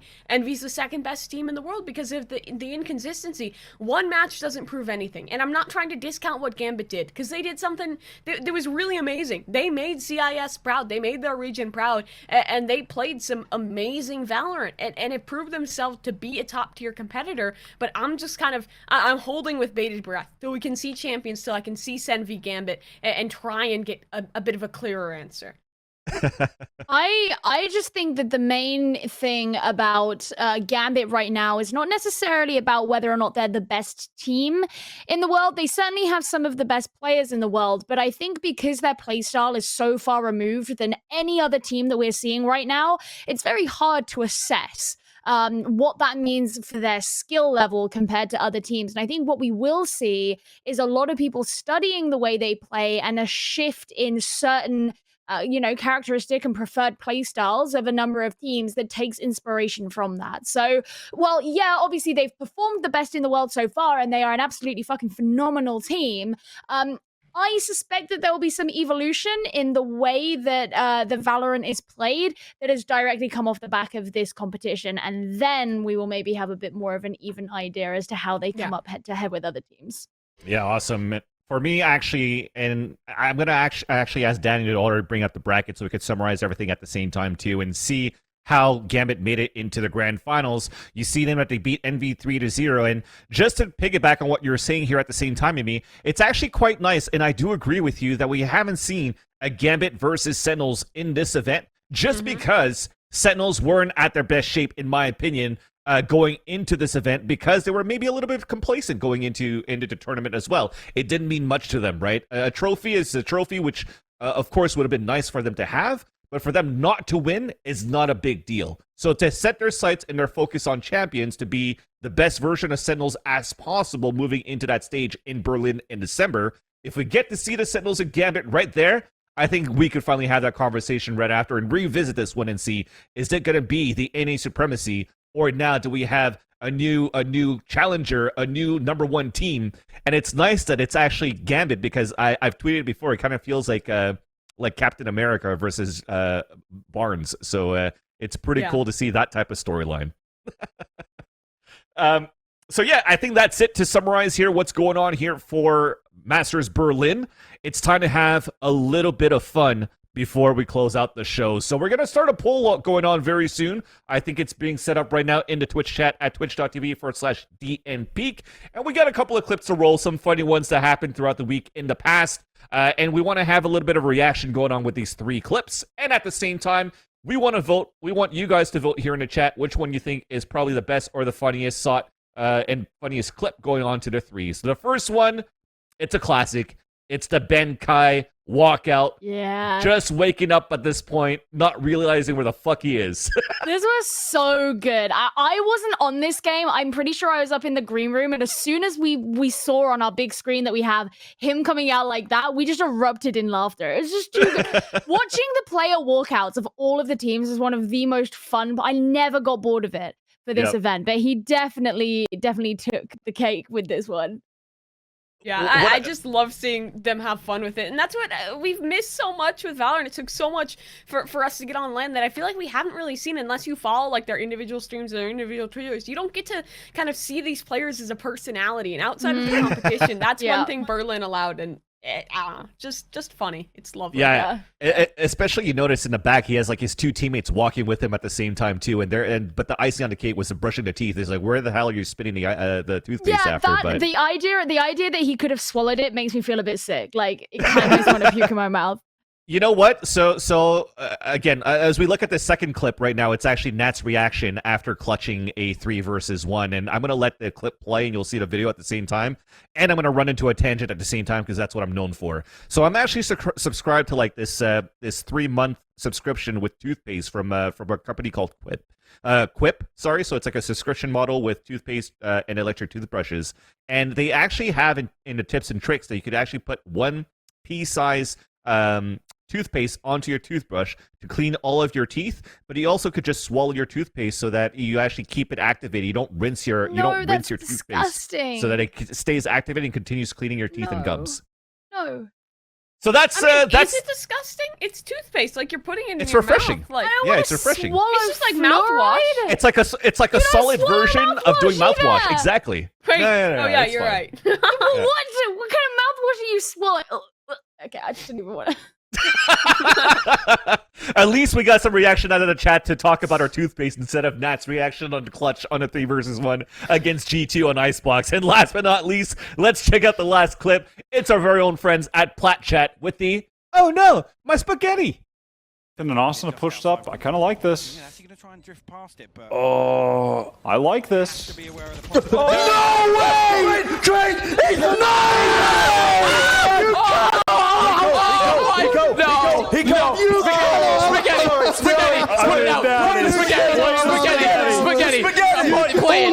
Spaghetti! Play the spaghetti again! Have I just witnessed? That's a fucking What have I just witnessed? Spaghetti! Oh no, my spaghetti! What have I just witnessed? Oh, what just happened that there? is... Hiko ulting from... I don't understand how those two players were set up to break any player going... So let's get into that one, chat. Vote 1, 2, or 3. All you got to do is type number 1, number 2, or number 3 in the chat, and you'll see that the results will come up live at the same time. Thank you, Daniel, for putting this poll. And while we're actually going through the votes and trying to figure out what's the best out of the 3 videos, it's time to close out our final thoughts here for the Masters in Berlin. So your big takes coming out of this one, I think Evil Cat, as somebody who has been busy throughout the whole week and try to catch up as much as you can, and also from you, Gio, being a person that was there live for all the 10 days. Starting with you, Mimi.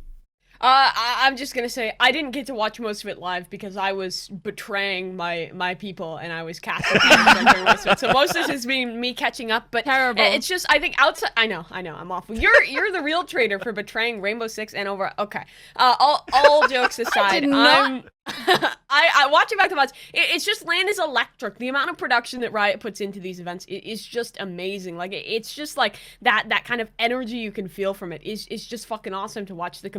The level of competition has risen tenfold. Like Icebox looks like a daycare compared to what we saw here. Icebox, that's a map. Iceland, that's a place, and that was a tournament. But it just looks so much better. There was much higher competition. I'm glad that we're not going to see the Sentinels having like this era where they just win everything. This game is going to have some hot competition. The Russians have figured out what a Valorant is, and I think that the competition is just going to continue to build. This is just the start for Valorant as an esport, and it's a damn good start. Yeah, I mean, I am such a sucker for an underdog story. So the fact that I love big upsets, I love that I got to take the piss out of so many teams and get paid for it. That was great fun. I have to say, selfishly, one of my favorite things is that I got to be part of the first ever team to win a game of Valorant on that stage, because we play tested it and did a talent. We did a talent show match, and I had Sean Gares and Riv on my team, and Kakuka, who fucking carried. Nice. And so we won. So first ever Masters Berlin champion right here. No, but the entire thing, the whole atmosphere of everything, and I suppose, yeah, that kind of the idea that you're not going to be able to run away with a dynasty. That's just not happening. Like, these teams are too good. They are evolving too quickly. And to be totally honest with you, none of us have any fucking idea who's going to win champions. And that's cool. I think that's the coolest take so far, for sure, because we thought that it was going to be like a dynasty of Sentinels after Berlin, but to see them fall short, even way short than we expected going into the playoffs of Masters Berlin, I can't wait to figure out who's going to be able to make it out of the LCQ to make it into champions in the end. Let's bring it back up the poll one more time, if we can here, Daniel, just to give you the winner here of the clips. It's going to be, of course, our boys over at Plat Chat for the Oh No My Spaghetti. Big shout out to those guys. I'm looking forward to it. Apparently, it's been leaked out from their stream, maybe in terms of fake acting, but the rumors are that we're actually going to have Plat Chat in LA for the LCQ doing co-streams out of that spot over there. So if that's going to be the case, that's going to be hot. So a big shout out to those guys, and also the biggest of shout outs for you, Mimi, and for you, Gio, because Mimi, you came here and you came on last minute. You delivered as usual. Gio, you came straight from the airport and you actually came onto the show right away. So without going left to right again, starting with you, Mimi, what's up next in store for you? I think I can say I'm doing Game Changers. I can. Hell yeah! I can probably say I'm doing it. Well, you just did. But I'm doing Game Changers. That's the next thing up on my plate. And then who knows? Maybe some more stuff after that. Just watch my Twitter, and there'll be more announcements at some point. Hell yeah! For me, I'm going on holiday next week, so that's the most important thing that's coming up in my life. And then yeah, that's I guess that's it for me for the rest of the year. I guess. Well, we'll see. We'll see. You never know, right? In esports, there's always shit that happens last minute, shit that comes up last minute. PBA. Who knows? Yeah, right? Yeah. Stay tuned. Make sure you follow the lovely ladies here on their social medias, at Geometric, at EvilCat, or at AEvilCat. And while you're at it, make sure you follow DN Peak on the socials as well, which is Do Not Peak Entertainment, of course, at DN Peak on Twitter, and also twitch.tv/DN Peak. With that, also make sure you follow Valoranting at Valoranting, and also on YouTube at youtube.com/Valoranting, where we have our VODs coming up every single time. Make sure you tune in every single Tuesday, same bat time, same bat channel at 11 a.m. PST. And before we close things off, a big thank you to our other guests, Rivington, Achilleos, and also to Mike's HD. And for Van Silly and the rest of the crew, peace out. See you next week.